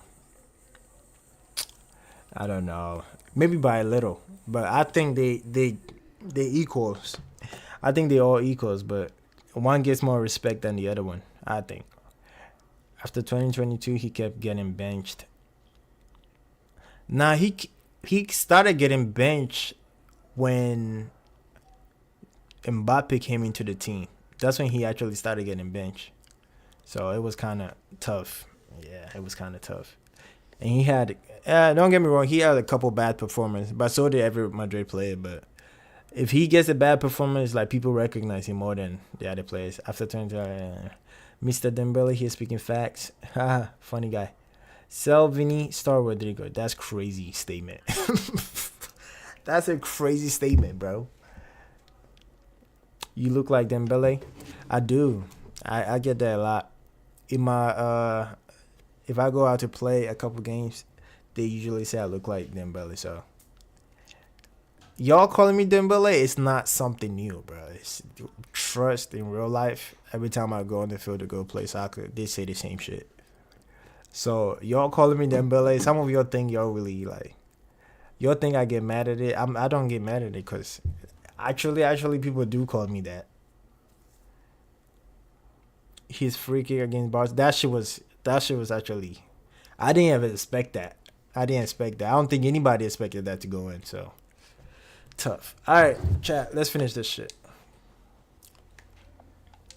Cup, where Uruguay faced Italy, and Luis Suarez decided to bite the Italian defender Giorgio Chiellini. This meant that Suarez wasn't allowed to play football until the 26th of October, but he was still allowed to train and instantly began to build a connection with his new teammates. So, heading into the start of the new season, Luis Enrique was at the helm. Neymar had a year of experience in Spain. Messi was the same world-class player as before, and Suarez was sitting in the shadows, eager for his debut to arrive. Simply put, but Barcelona were ready to cook. They opened the season on the 24th of August with a 3-0 victory against Elche with a brace from Lionel Messi, and the team would go on to build on this momentum throughout the start of the season. On the 27th of September, they put 6 goals past Granada with Neymar's first hat-trick of the season, a brace from Lionel Messi, and a goal from the new signing Rakitic. The opening portion of the season was electric for Barcelona. Neymar and Messi were on fire, but they were just waiting for their number 9 to join the party. And on the 25th of October, Barcelona played their first El Clasico of the season, and Luis Suarez made his debut. But this game didn't go as they hoped. Neymar bagged a goal to give Barcelona an early lead, but Cristiano Ronaldo, Pepe, and Karim Benzema each got a goal to win the game 3-1. Pain. Just 6 days later, things would go from bad to worse as Barcelona lost against Celta Vigo and now found themselves 4th in the league table. But despite this rough patch, this team was just charging up as Messi, Suarez, and Neymar were still getting used to playing with each other. And once things fell into place, MSN would kick into gear and really start the first of 3 historic seasons playing together. Luis Suarez looks back on this time and says that the turning point this season was the tactical shift, because initially Messi was playing as a false 9 with Suarez and Neymar on the wings, but once Messi moved on to the right, Neymar on the left, and Suarez down the middle, MSN was born. And as the turn of the year came, they went on an 11-game winning streak until the 21st of February,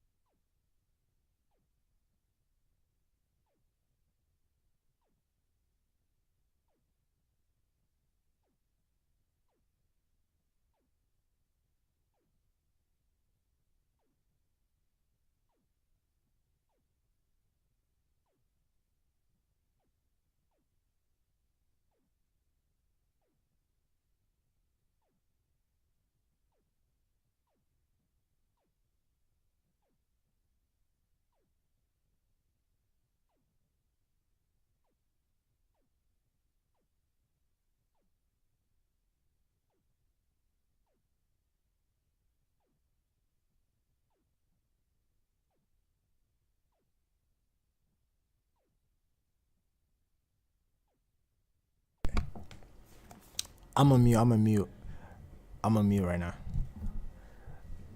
Chat, give me like 5 minutes.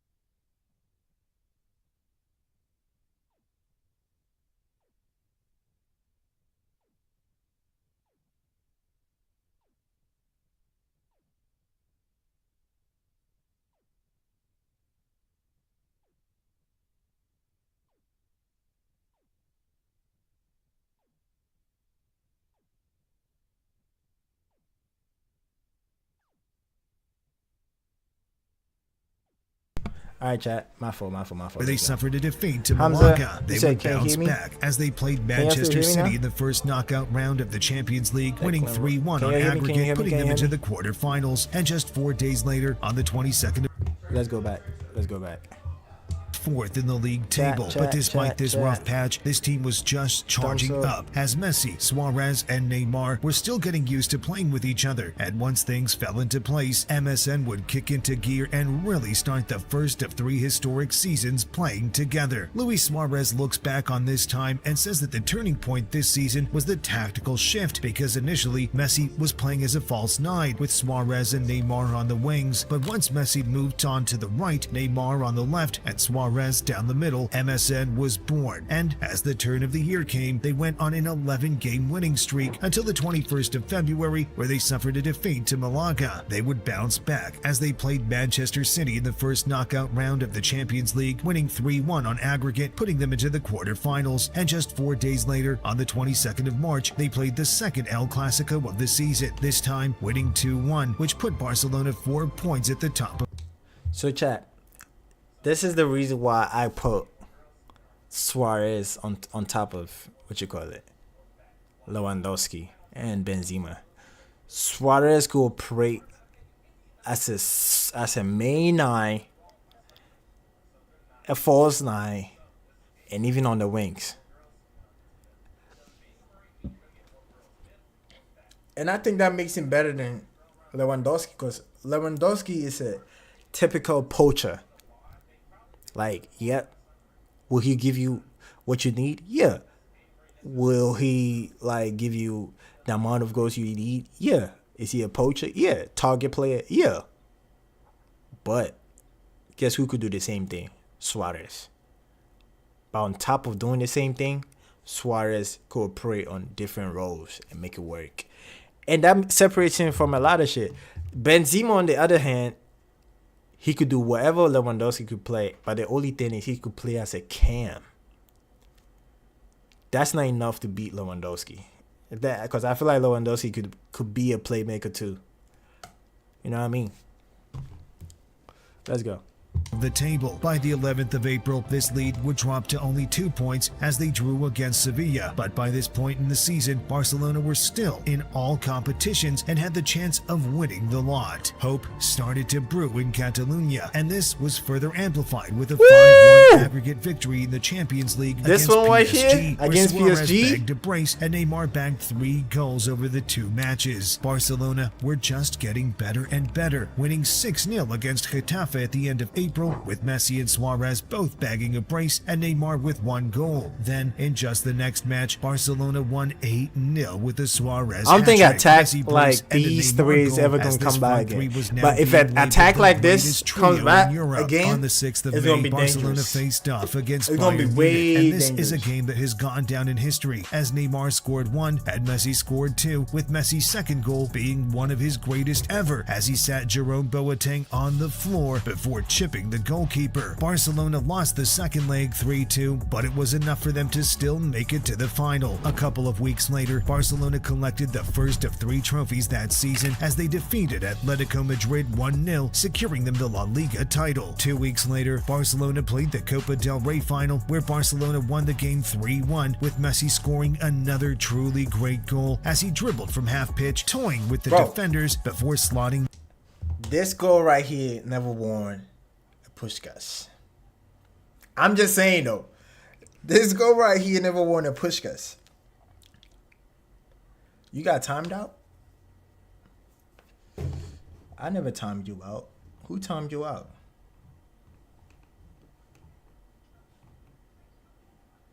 Message deleted. Let me see. Can we just talk about S glazing Ronaldo like a glazed donut? Oh, it's probably the emotes. It timed you out? It was 9 bot. But yeah, it's the emotes. Just do one at a time. Don't spam it. Once you hit 3, it starts bouging. It starts doing dumb shit. You know what I mean? Yeah. 5, yeah, he's sniping you. I'm sorry. I think the most you could do is like, You could do 5 by like single chats. Yeah. But this goal didn't win the Puskas, by the way, chat. The ball in the bottom. And I watched the video of the signs behind this goal, and I was like, bro, how? But it's all good, though. I'm not tripping. Corner. Now, with one game left to play in the season, this Barcelona team were eager to become eternal, and that is exactly what they did as they beat Juventus 3-1 in the Champions League final, thanks to goals from Rakitic, Suarez, and Neymar in order to lift the 3rd trophy of the season and complete the treble. Barcelona became the first team in Europe to win 2 trebles, and a lot of the credit goes down to this attacking trio. Suarez scored 25 goals in 43 games, Neymar scored 39 goals in 51 games, and Messi scored 58 goals in 57 games. Now, there was somebody in the chat earlier that did say Neymar should have won the Ballon d'Or in 2015. We just seen the stats. Neymar, 39 goals, something assists. That is crazy. Way crazier than Vini's best season ever. Way crazy. But guess what? Somebody scored 58 goals. 58 in 57 games. And that's just goals. We haven't even added assists yet. It's crazy.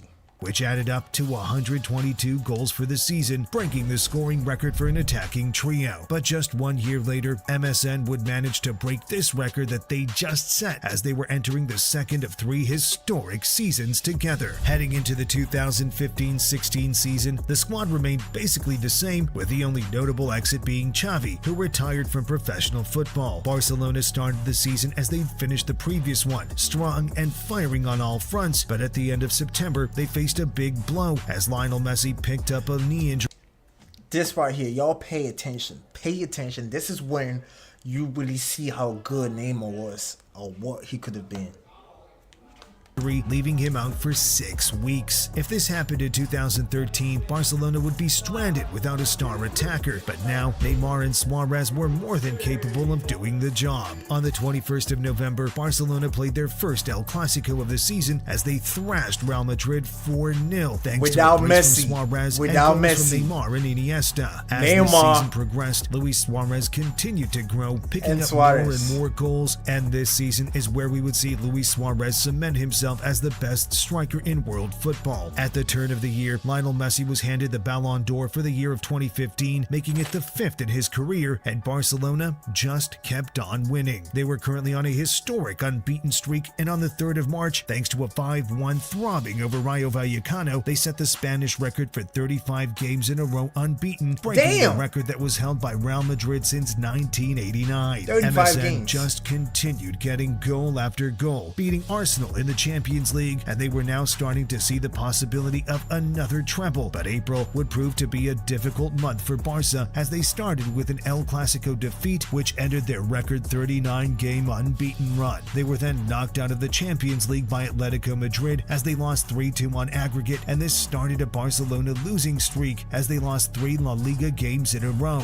Within just 3 weeks, the entire season was being put into doubt, but on the 20th of April, Barcelona, and particularly Luis Suarez, weren't ready to give up that easily. Suarez scored 4 goals and assisted 3 in an 8-0 victory to end their losing streak. 3 days later, Suarez scored 4 more goals in a 6-0 victory over Sporting Gijón, and this form continued through the back end of the season. On the 14th of May, the final game of the season, Barcelona had to win to lift a league title, and a big game like this called for a performance from none other than Luis Suarez, who bagged a hat-trick to lift his 2nd league title in a row. 8 days later, Barcelona played the Copa del Rey final, beating Sevilla 2-0 in extra time to make it a double for the season. So we won a double. This It wasn't season, bad. MSN got even better than the last as they picked up 130 goals and 77 assists in 120. Are we reading this? Are we listening, chat? They broke their first record by attacking trio and broke it again. So they broke their own record again.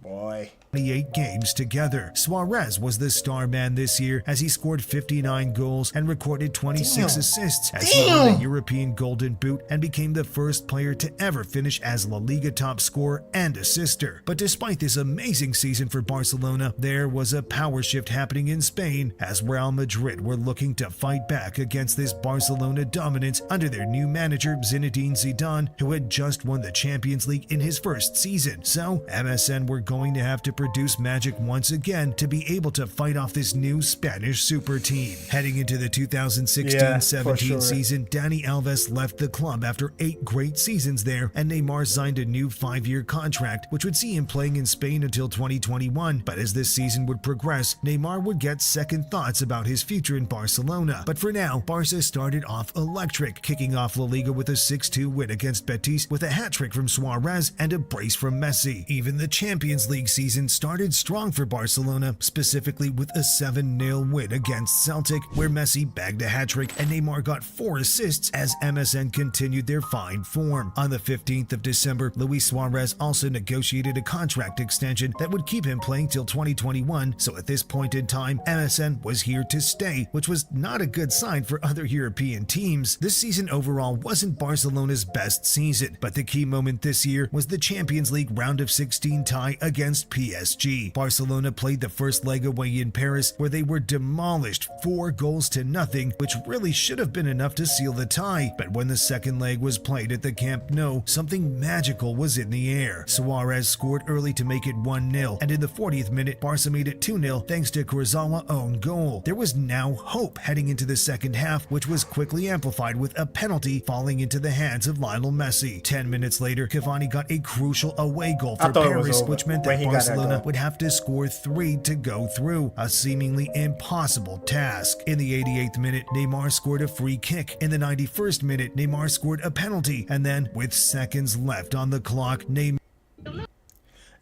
And this is the thing, though. You see how hungry he is? If he stayed like this, bro, that's all he had to do. Stayed like this with discipline, he got it. He would have elevated that PSG team, but instead he fell into a trap of being like, you know, the most skillful player, this and that and the third, and lost everything. Is that a Messi commercial?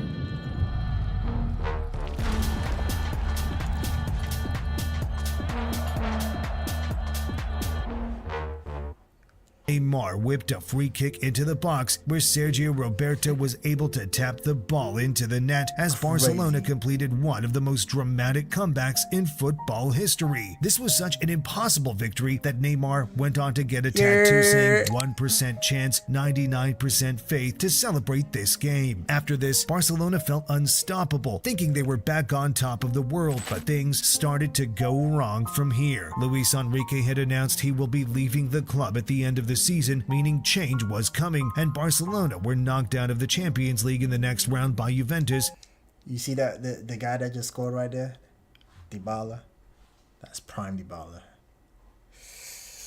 Marking the end to their European campaign. Now at this point, the league title was in Real Madrid's hands, but a historic 3-2 victory on the 23rd of April would give Barcelona hope that they could complete the La Liga three-peat. On the 14th of May, with 2 games to go, Barcelona beat Las Palmas 4-1, where Neymar bagged a hat-trick in order to send the title race to the final game of the season. But the title was still in Real Madrid's hands, and despite winning the final game, Barcelona weren't able to clinch La Liga as Real Madrid had now shifted the tide of Spanish dominance, picking up La Liga and their second Champions League in a row. Enrique's men played their final game of the season on the 27th of May as Barcelona were able to defeat Alaves 3-1 in the Copa del Rey, winning it for the 3rd year in a row, but that's all they were left with for the season. They went from treble to double to just the cup as this golden era was coming to an end. It was just going MSN downhill. had another great season, It was going downhill. For a total of 111 goals goals, where Messi bagged almost half of them with 54. Suarez chipped in with 37, and Neymar got 20 goals as he moved into a more of a creative role this season. At this point, Neymar was starting to believe that as long as he remained in Barcelona, he would always live in the shadow of Lionel Messi. So despite having signed a 5-year contract this season, he looked for an exit to try to become the best player in the world and hoped to lift the Ballon d'Or. So on the 3rd of August 2017, PSG broke the world record transfer fee to sign Neymar with the idea that he would now step into the role of being the team's main man. Unfortunately for Neymar, this didn't quite go to plan. He was a great player for Paris, but never lived up to the player he hoped to become. As for Barcelona, they pretty much wasted the Neymar money on Coutinho and Dembele, who were both unable to leave a mark at the club. Suarez remained in Barcelona until 2020, where he was then pushed aside and opted for a move to Atletico Madrid, and Lionel Messi remained in Spain until 2021, when he signed for Paris to reunite with Neymar, but unfortunately, they could not rekindle the same fine form they had together at Barcelona. Now, Neymar is playing in the Saudi League, and Messi and Suarez have been reunited in the MLS, playing for Inter Miami. This is like as a the three fucking of them are past sad, their prime sad and slowing song, a down sad their careers. story, bro. Barcelona have now well and truly lost their spot as top dogs in Spain, as the 3 years of MSN are now looked back on as some of Barca's best years, with the trio combining for a total of 371 goals and picking up countless trophies in that time. What a trio. Now as MSN faded out of football, Zidane's Real Madrid took over. So let's get right into arguably the best side modern football has ever Noodle seen. have fucking Ronaldo, In just 3 bro. seasons, Here he comes. Real Madrid won 9 trophies,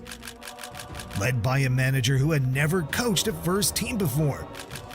But how on earth was this even possible? This is the story of how Zidane's Real Madrid quite literally broke European football. Bro, chat. Are y'all seeing? Are y'all actually peeping game? I hope y'all actually peeping that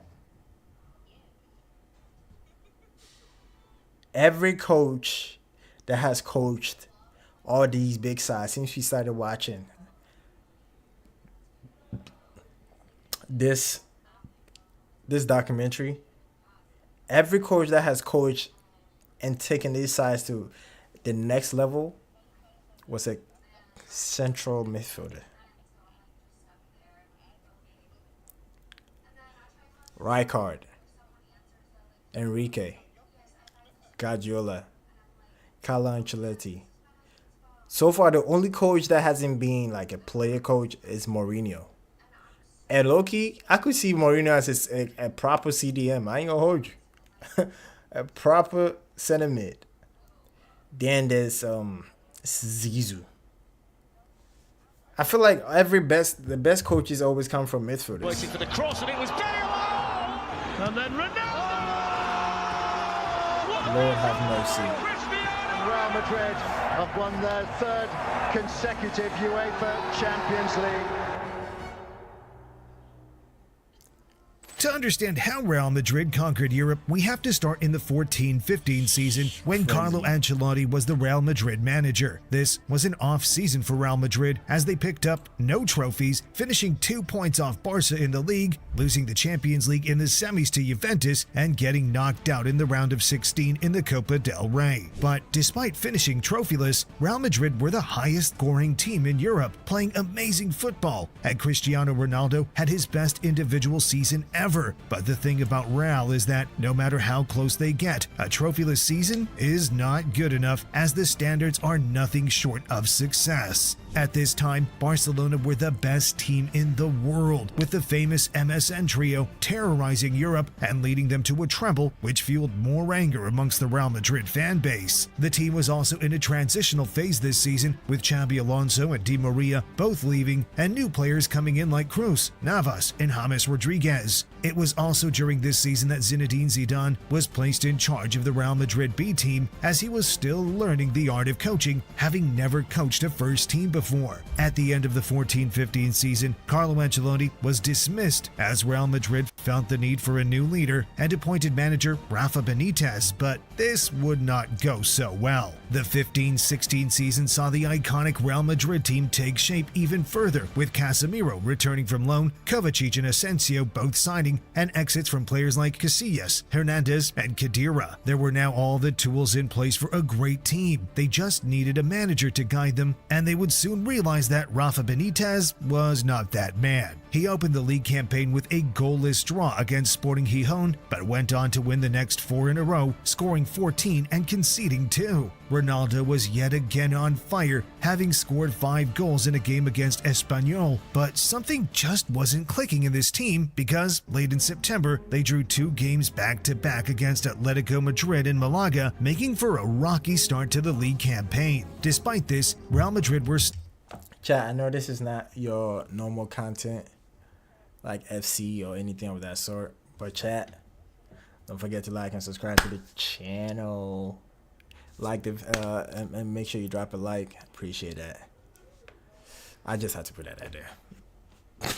Still heading into November 1st in La Liga until they would suffer their first and second losses of the season with a 3-2 defeat to Sevilla and a 4-0 El Clasico defeat to Barcelona, making that the heaviest El Clasico defeat in over 6 years. In the Copa del Rey, Madrid started the season with a 3-1 victory, but were disqualified from the competition 3 days later because they played a suspended player without realizing, meaning the cup campaign was over in just the first round. Looking at the Champions League, Real Madrid stormed the group stage, winning 5 and drawing 1, with the final game being an 8-0 thrashing of Malmo, where Ronaldo scored 4, Benzema 3, and Kovacic scored the remaining 1. As the year turned, Real Madrid dropped points in a 2-2 draw to Valencia, placing them 3rd in the league behind both Atletico Madrid and Barcelona. And this is when Florentino Perez pulled the trigger, sacking Rafa Benitez mid-season. It was announced that Zinedine Zidane would be promoted to first-team manager, and this initially was received with a lot of criticism as he was a completely unproven coach. He was one of the greatest football players of all time and a Real Madrid legend, but there were serious question marks over his managerial capabilities, but this was all just noise, and Zidane was ready to prove everyone wrong. The Zidane era was opened with a 5-0 win over Deportivo with a Gareth Bale hat-trick. An ironic start considering how Bale and Zidane's relationship would deteriorate as the years went by.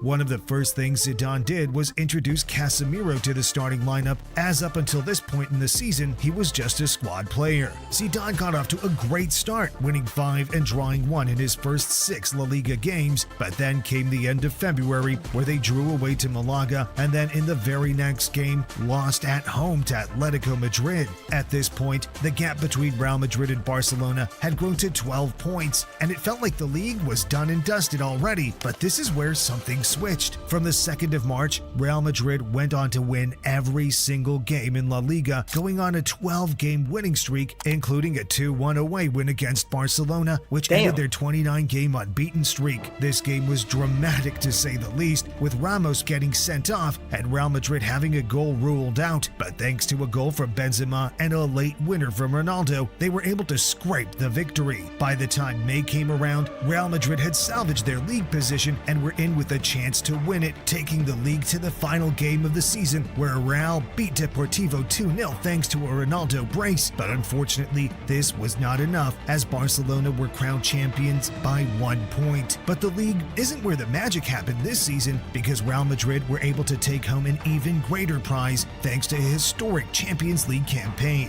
They breezed past Roma in the round of 16, winning both legs 2-0, with Ronaldo scoring 1 in each, but it's the quarterfinals where things really got dramatic. Real Madrid played the first leg away at Wolfsburg and were beaten 2-0, but it's in these moments where the big players step up, and come the return fixture, the biggest player of them all was ready. Minute 15. He's been able to advance and played in for Cristiano Ronaldo to score. Minute 17. Kroos, Ronaldo! They've done it in a hurry! And minute 77. Cristiano Ronaldo. Beautiful! Beautiful! Cristiano Ronaldo walked away with the match ball, and Real Madrid Crazy. marched on to the semi-finals to play against Manchester City. A goalless first leg and a 1-0 win in the second leg would see Real Madrid land a spot in the final and face their city rivals, Atletico Madrid. Zinedine Zidane had come into the job just 5 months earlier and had already transformed this team. Keylor Navas in goal, Ramos and Pepe creating a wall at the back, Marcelo and Carvajal bombing up and down on the Keylor flanks. Navas is actually A perfectly underrated. What balanced the midfield fuck? with Casemiro as the destroyer, Kroos as the deep line playmaker, and Modric as the box-to-box creative, and the front three known as BBC: Bale, Benzema, and Cristiano. Zidane had some players on his hands as they marched out for war, and a war is what they got. Ramos gave Real an early lead with a goal in the first 15 minutes. Just after halftime, Atletico Madrid had the chance to level it, but Griezmann missed the penalty, but still they clawed it back to 1-1 with a late equalizer. The game went through extra time and headed to a penalty shootout. Vasquez, goal. Griezmann, goal. Marcelo, goal. Gabi, goal. Bale, goal. Saul, goal. Ramos, goal. Juan Fran, miss. Ronaldo, to win the championship. Oh my God.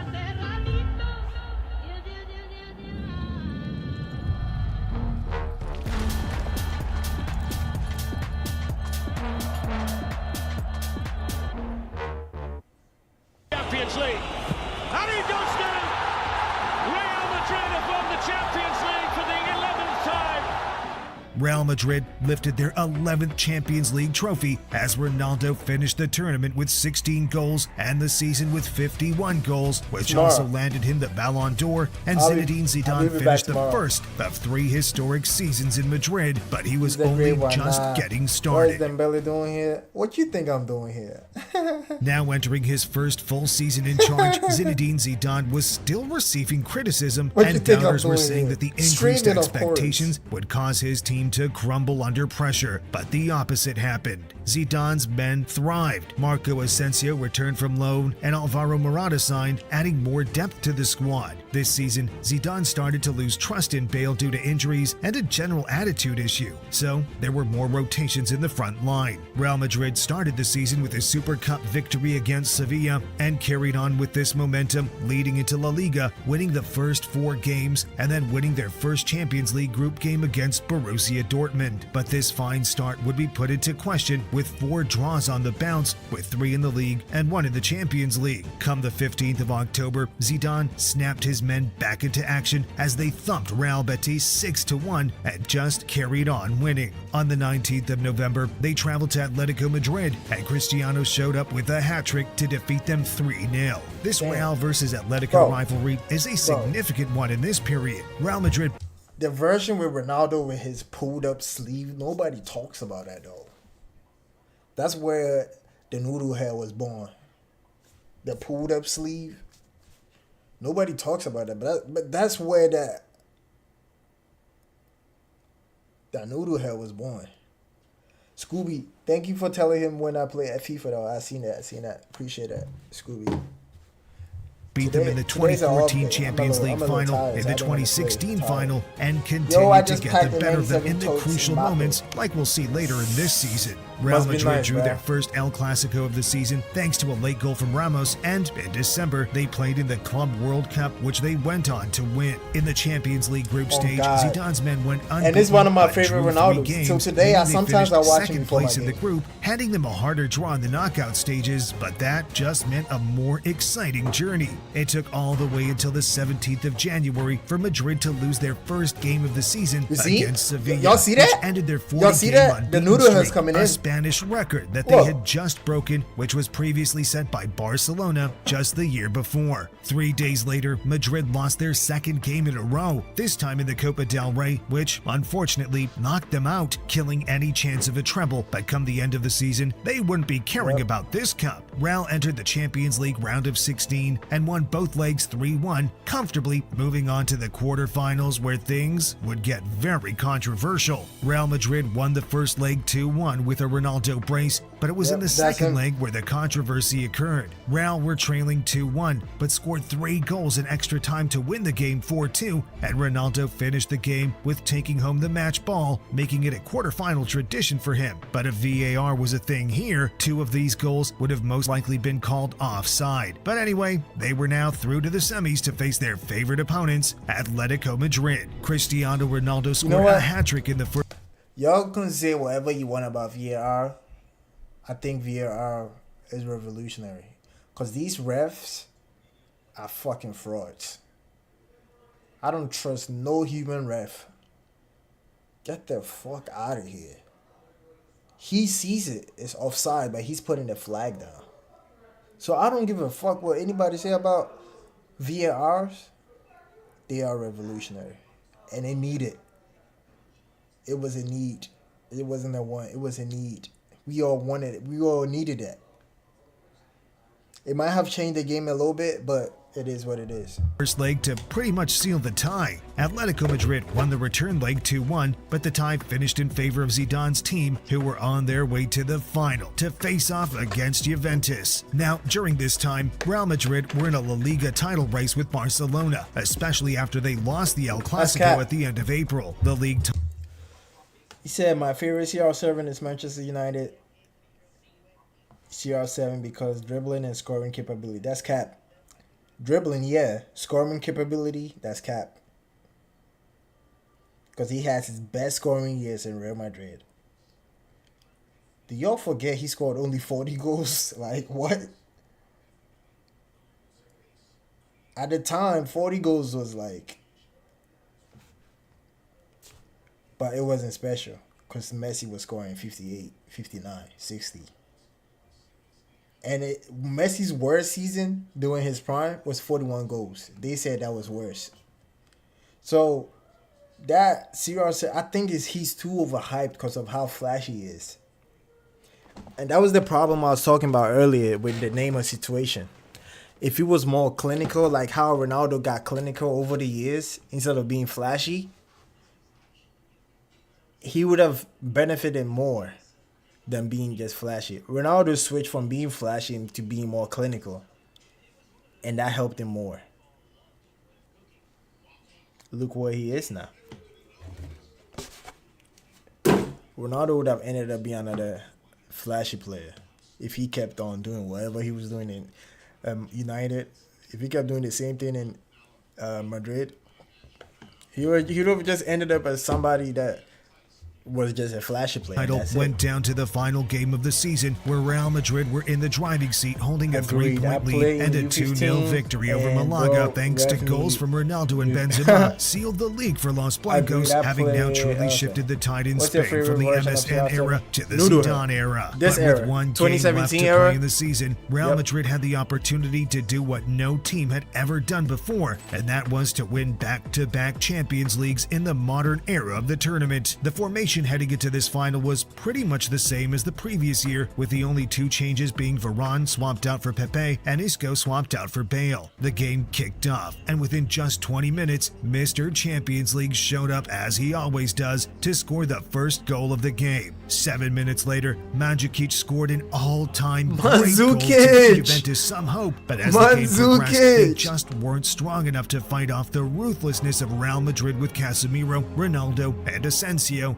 all getting on the score sheet to seal the final 4-1 and conclude their second of 3 historic seasons. Cristiano Ronaldo was the star man yet again this year, scoring 10 goals in the Champions League knockout stages alone, as he showed up whenever it mattered. Ronaldo was named the Ballon d'Or winner, and Zidane was named the world's best coach, as Real Madrid cemented themselves as the best team in Europe yet again. But twice wasn't enough for this team, and they weren't ready to stop dominating football and building their legacy, so Zidane's men were coming for the three-peat, and they were going to prove the doubters wrong once again.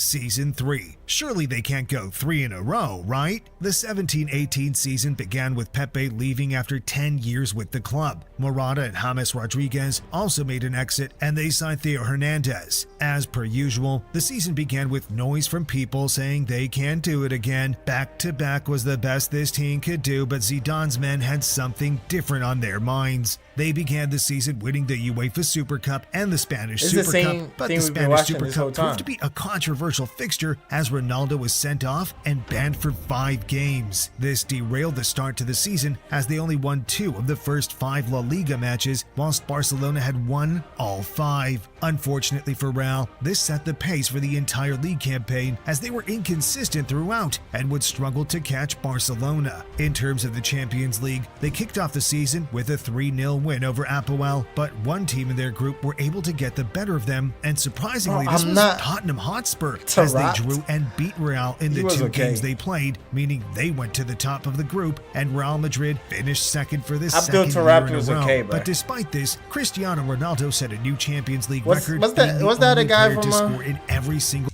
What was the guy from Newcastle? I forgot his name. Damn it. What's that French player from Newcastle? Crazy skiller. Dribbling like Messi. I forgot his name. Ben Alpha is better than Abdul Tarabt.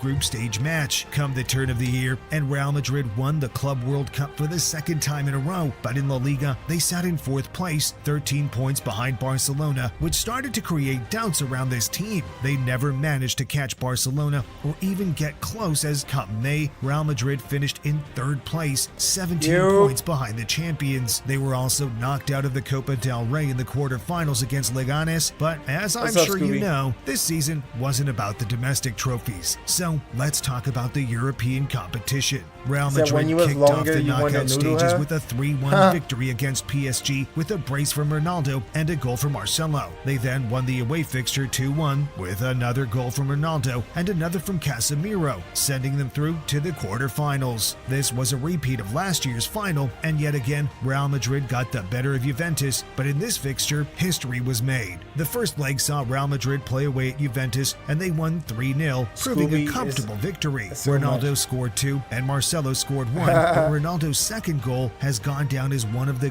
greatest in the history of the sport. Ronaldo! Oh my God. Goosebumps. This goal saw the whole stadium of Juventus supporters stand up and applaud greatness. With this 3-0 victory, the tie should have been done and dusted, but as the second leg was played out in the Bernabeu, to everyone's surprise, by the 60th minute, Real were trailing 3-0. But as is just normal at this point, Cristiano Ronaldo was there to save the day game was as a robbery. penalty fell into his lap in the 98th minute, and he blasted it into the top corner to send Real Madrid to the semis. Up until this point, Cristiano Ronaldo had scored in every single game this Champions League season, which is quite a crazy statistic. Roll on the semifinals, and Zidane's men faced Bayern Munich, winning the first leg 2-1 and drawing the second 2-2 thanks to goals from Marcelo, Asensio, and a brace from Benzema, meaning for the 3rd year in a row, Real Madrid would play in the Champions League final, and this time against Liverpool. This year, Real Madrid definitely had the hardest route to get there, having had to play the French champions, then the Italian champions, then the German champions, and then Liverpool in the final, who were on the up and up, and actually won the tournament the year after. Zidane chose the exact same lineup as the year before, because why change a winning team? And that definitely paid off. Now, this Ronaldo was like MSN.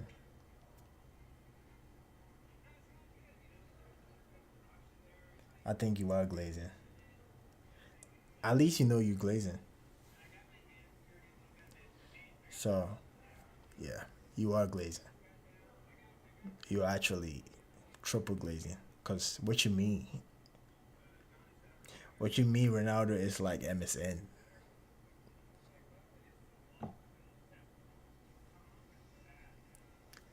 If you could give me a valid, what you meant. Oh. Well, if you say it like that, okay, I get you. I get you. Liverpool team were having a magical season, with the star man being Mo Salah, so it came as a massive blow when in the 31st minute he had to go off injured after a questionable tackle from Sergio Ramos. Liverpool fans say it was on purpose to neutralize the danger man. Real Madrid fans don't really care as the game carried on. Come the second half, Benzema was gifted a goal by goalkeeper Loris Karius, who would go on to have a nightmare of a match. 4 minutes later, Sadio Mane equalized, but in the 61st minute, Zidane made a substitution that changed the game, and it was the man who he had dropped from the first team and had ongoing arguments with for the past 2 seasons, Gareth Bale. Just 4 minutes after coming on, Bale scored arguably the greatest goal in a Champions League final ever. Hello. 3 in the box waiting for the cross, and it was Bale! Oh my God! What about that from Gareth Bale? The only other comparable final goal to this was by Zidane himself, who scored an unbelievable volley 20 years prior for Real Madrid. 20 minutes later, Bale took a shot from outside the box, which should have been a routine save for Karius, but the ball swerved and Karius was out of it, meaning the ball found the back of the net, and Real finished the game 3-1. And just like that, Zidane's men lifted their 3rd Champions League in a row, completing the three-peat and leaving a legacy like no other. Ronaldo finished the Champions League campaign with 15 goals and the season with 44. Bale finished as Madrid's 2nd top scorer with 21 and Benzema in 3rd with 11. Modric was crowned the Ballon d'Or winner off the back of this season and his World Cup. And this is what I was talking about. There's no way Modric was given this Ballon d'Or. I thought Ronaldo was going to get it. The bicycle kick, his stats. How? How was he the one they gave it to? That could have been Benzema's first Ballon d'Or. How come he was the one they gave it to? I still don't understand how.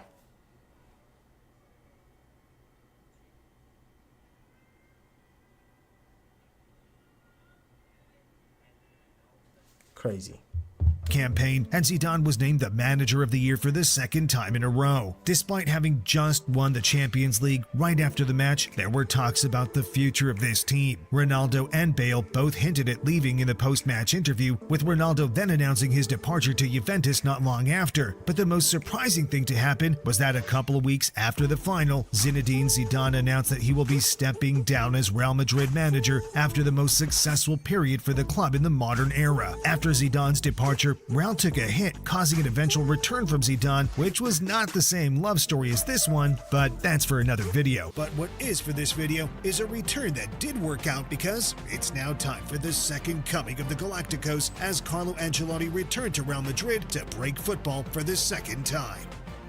After being sacked by Madrid in 2015, Ancelotti took a year off coaching to undergo surgery. He then went on to manage Bayern Munich, won the Bundesliga, and was sacked in his 2nd season. In 2018, he signed for Napoli, but only lasted a year as coach there too, before being sacked, until finally he reached an all-time low of his career, Everton Football Club. He spent 2 seasons there where he finished 12th and 10th in the league, but one random phone call was enough for him to get up and leave England and head back to Spain. It was the summer of 2021, and Carlo called up the Real Madrid CEO, Jose Angel. From Everton to Real Madrid is crazy.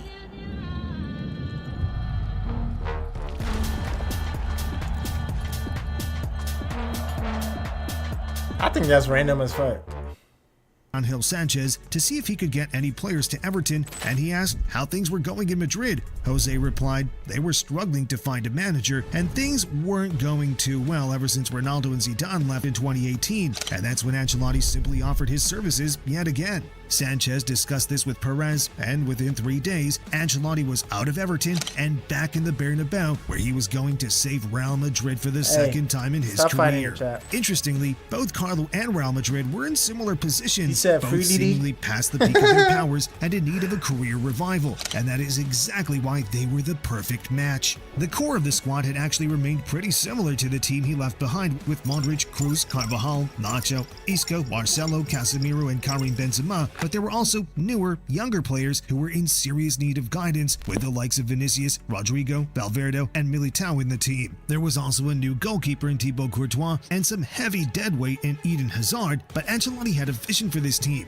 He made a marquee signing in Eduardo Camavinga and brought in Alaba from Bayern Munich, and the team was set for season 1. Before this year kicked off, there were doubts over Real Madrid and what they could achieve. They'd been underperforming for years and were basically counted out in all competitions, but come the end of the season, these doubters would be proved oh so wrong. The biggest difference from his first stint in Real Madrid was going to be the lack of Cristiano Ronaldo, a man who scored over 50 goals per season. But luckily this year, Karim Benzema would grow into that role of being the main man, and as the season kicked off, he would begin to prove that, scoring a brace in the opening La Liga game. Vinicius also bagged a goal that game, which was a sign of what was to come. But from the moment Carlo arrived, everything changed for him and would get better season after season. They started the Champions League campaign with a rather rocky defeat to Sheriff in the group stage, but then the team switched back on and won the remaining 5 group games with Benzema, Vinicius Jr., and Rodrigo all on fire. Come January of that season, they also sat top of La Liga, holding a 2-point lead over second-place Sevilla. But even more interestingly than that, they sat 11 points off Atletico and 12 points off Barca, who sat in 4th and 5th place as they were both underperforming. From this position, they never really did slip in the league, and they eventually finished comfortably in 1st place with a 13-point lead, having it wrapped up in April of that year. But as much as they dominated the league, there was a second prize they were interested in, and there was truly magic going on in Madrid this season because they couldn't be stopped in Europe. They faced PSG in the round of 16, where Kylian Mbappe scored the only goal in the first leg to win the game 1-0 for Paris. Come the second leg, Mbappe scored early, and by the 60th minute, Real Madrid were trailing 2-0. But this is when Karim Benzema turned on the gas, scoring a hat-trick within 20 minutes to end the tie 3-2 and send Los Blancos to the next round, where things would be just as dramatic. They faced up against Chelsea, who were the current title holders, and Karim Benzema scored yet another hat-trick in the first leg to close the game 3-1. Chelsea scored 3 goals in the second leg, which would have put them through, but in the 80th minute, Rodrigo stepped up to send the game to extra time, where a 96th minute goal from Benzema would be enough to send Real Madrid to the semi-finals for somehow an even more dramatic fixture. This time, they faced off against Man City, and this Man City versus Real Madrid matchup is one that would be pivotal in this era, as whoever won this game over the next 3 years would go on to win the whole tournament, as they were clearly the 2 best teams in all of Europe. This first leg saw a 4-3 thriller of a game where Benzema scored a brace and Vinicius scored the third, as Real Madrid were heading to the Bernabeu trailing by a goal. As the second leg kicked off, tensions were high, and in the 73rd minute, Riyad Mahrez scored to give City a 2-goal lead and seemingly kill the tie. But this is Real Madrid, which meant until the whistle blew, anything could happen. In the 90th minute, Benzema played the ball across to Rodrigo to make it a 1-goal deficit, and then, 1 minute later, Rodrigo cropped up once again to send the game to extra time in one of the most heroic performances in Champions League history. 6 minutes into extra time, Karim Benzema was fouled in the box. A penalty was given, and of course, Benzema converted it, and Real Madrid held out this lead till the final whistle, sending them to the final to play against Liverpool. Now, this game was a bit less dramatic than the previous, with only 1 goal in it coming from Vinicius Jr. in the 59th minute, which proved to be enough for Ancelotti's men as they held out and were crowned European champions in just his first season back. This year was all about Karim Benzema, as he finished the season with 43 goals, landing him a Ballon d'Or. But this entire Madrid team were onto something See, that's special. a deserved Ballon d'Or. Benzema is very deserved. Out at the start of the season and now being crowned champions of Spain and Europe, and after some cigars and celebrations, they were back to work for the next season because this team was only just getting started. Carlo Ancelotti entered his second season back at Madrid now as the most successful coach in Champions League history with 4 medals to his name. He had also turned a toxic team with a lot of negativity into a team with passion, friendship, and a vision, and he was still adding more pieces to this puzzle as he signed Rudiger and Tchouaméni, bringing more young talent into the squad, whilst also shifting out more of the old guard in Marcelo, Isco, Bale, and Casemiro. Ancelotti's men started the season very well, winning 10 out of the first 11 in La Liga, with players like Vinicius, Rodrigo, and Valverde all growing better and better. They won the first Clásico and topped their Champions League group, and things looked like they were going to be a repeat of the previous season, but this is when things began to go a bit wrong for them. The World Cup broke up the season in December, and this halted their momentum as, when they returned, they couldn't find a strong vein of form. In the league, they couldn't go more than 2 wins in a row, leading to an eventual 10-point gap off first-place Barcelona. In the Champions League, they made their way to the semi-final, but this time round, Manchester City got the better of them with a 5-1 aggregate defeat, but despite this, they still won the Copa del Rey and the Club World Cup throughout the season,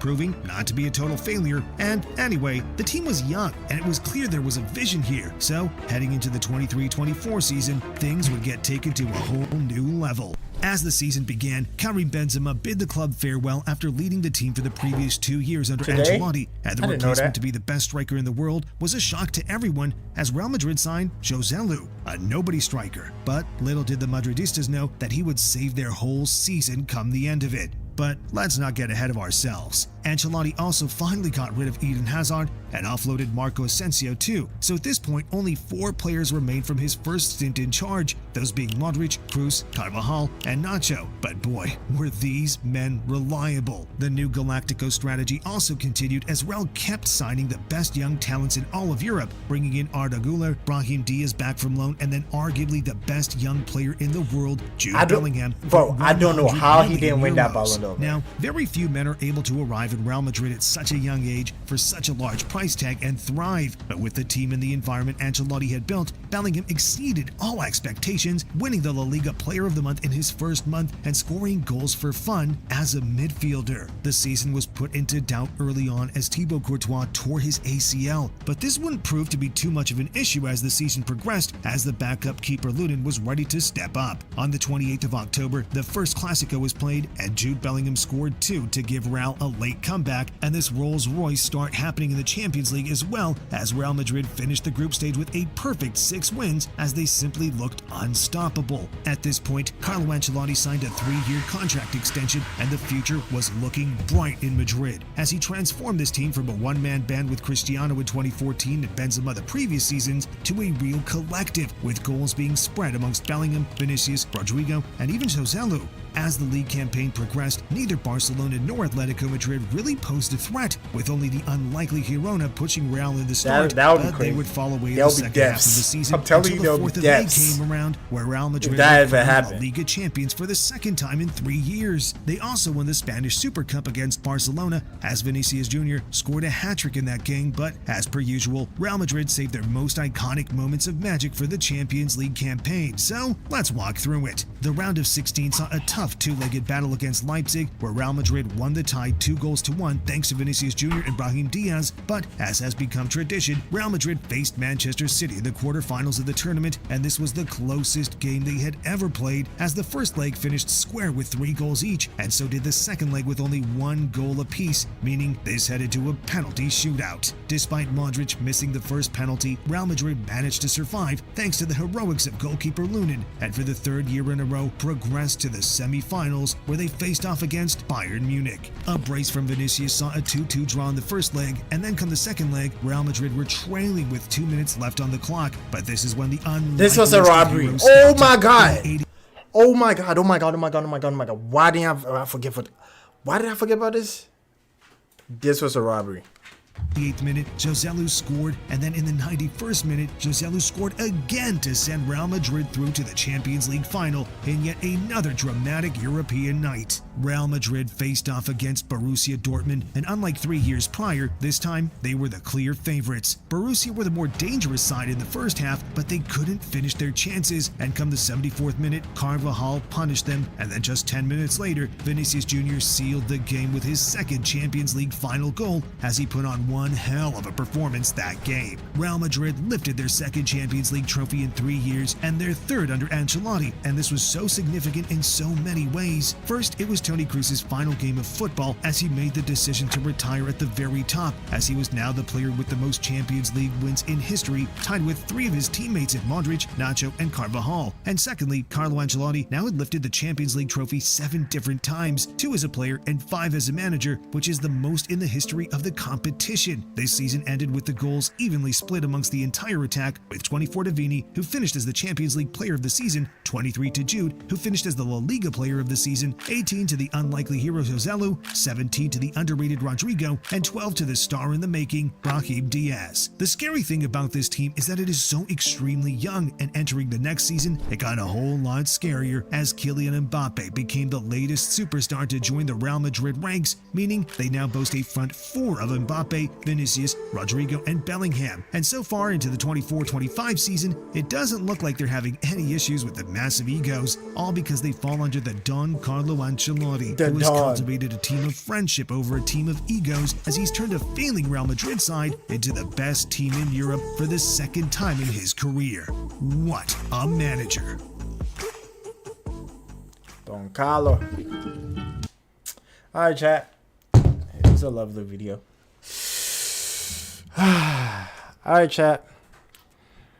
It was a very different stream than what we usually do, but I think I was too tired to play today, I'm gonna be honest. So anyway, don't forget to like and subscribe to the channel. AMB TV, at Project AMB. If you're new to the channel, welcome to the channel. Don't forget to like and subscribe. Tomorrow we'll be back with FC content. The rest of the week, actually. Yeah, we'll be back for the rest of the week with FC content. But if you don't see me tomorrow,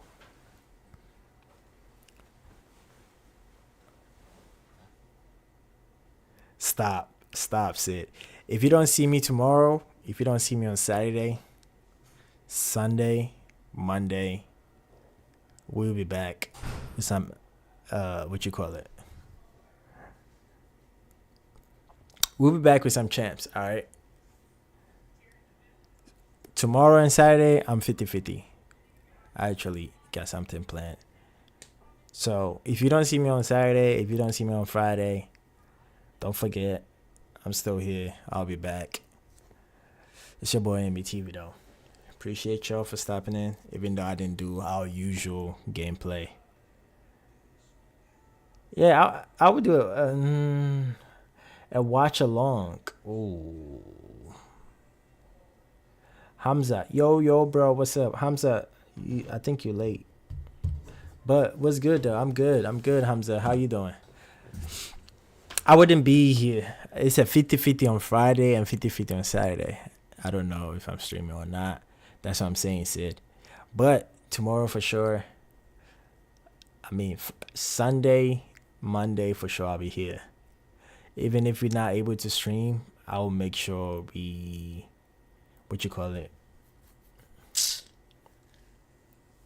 Sunday when we come back, we're gonna react to the highlights or whatever. Chat, love y'all. Stay blessed, and I'm out.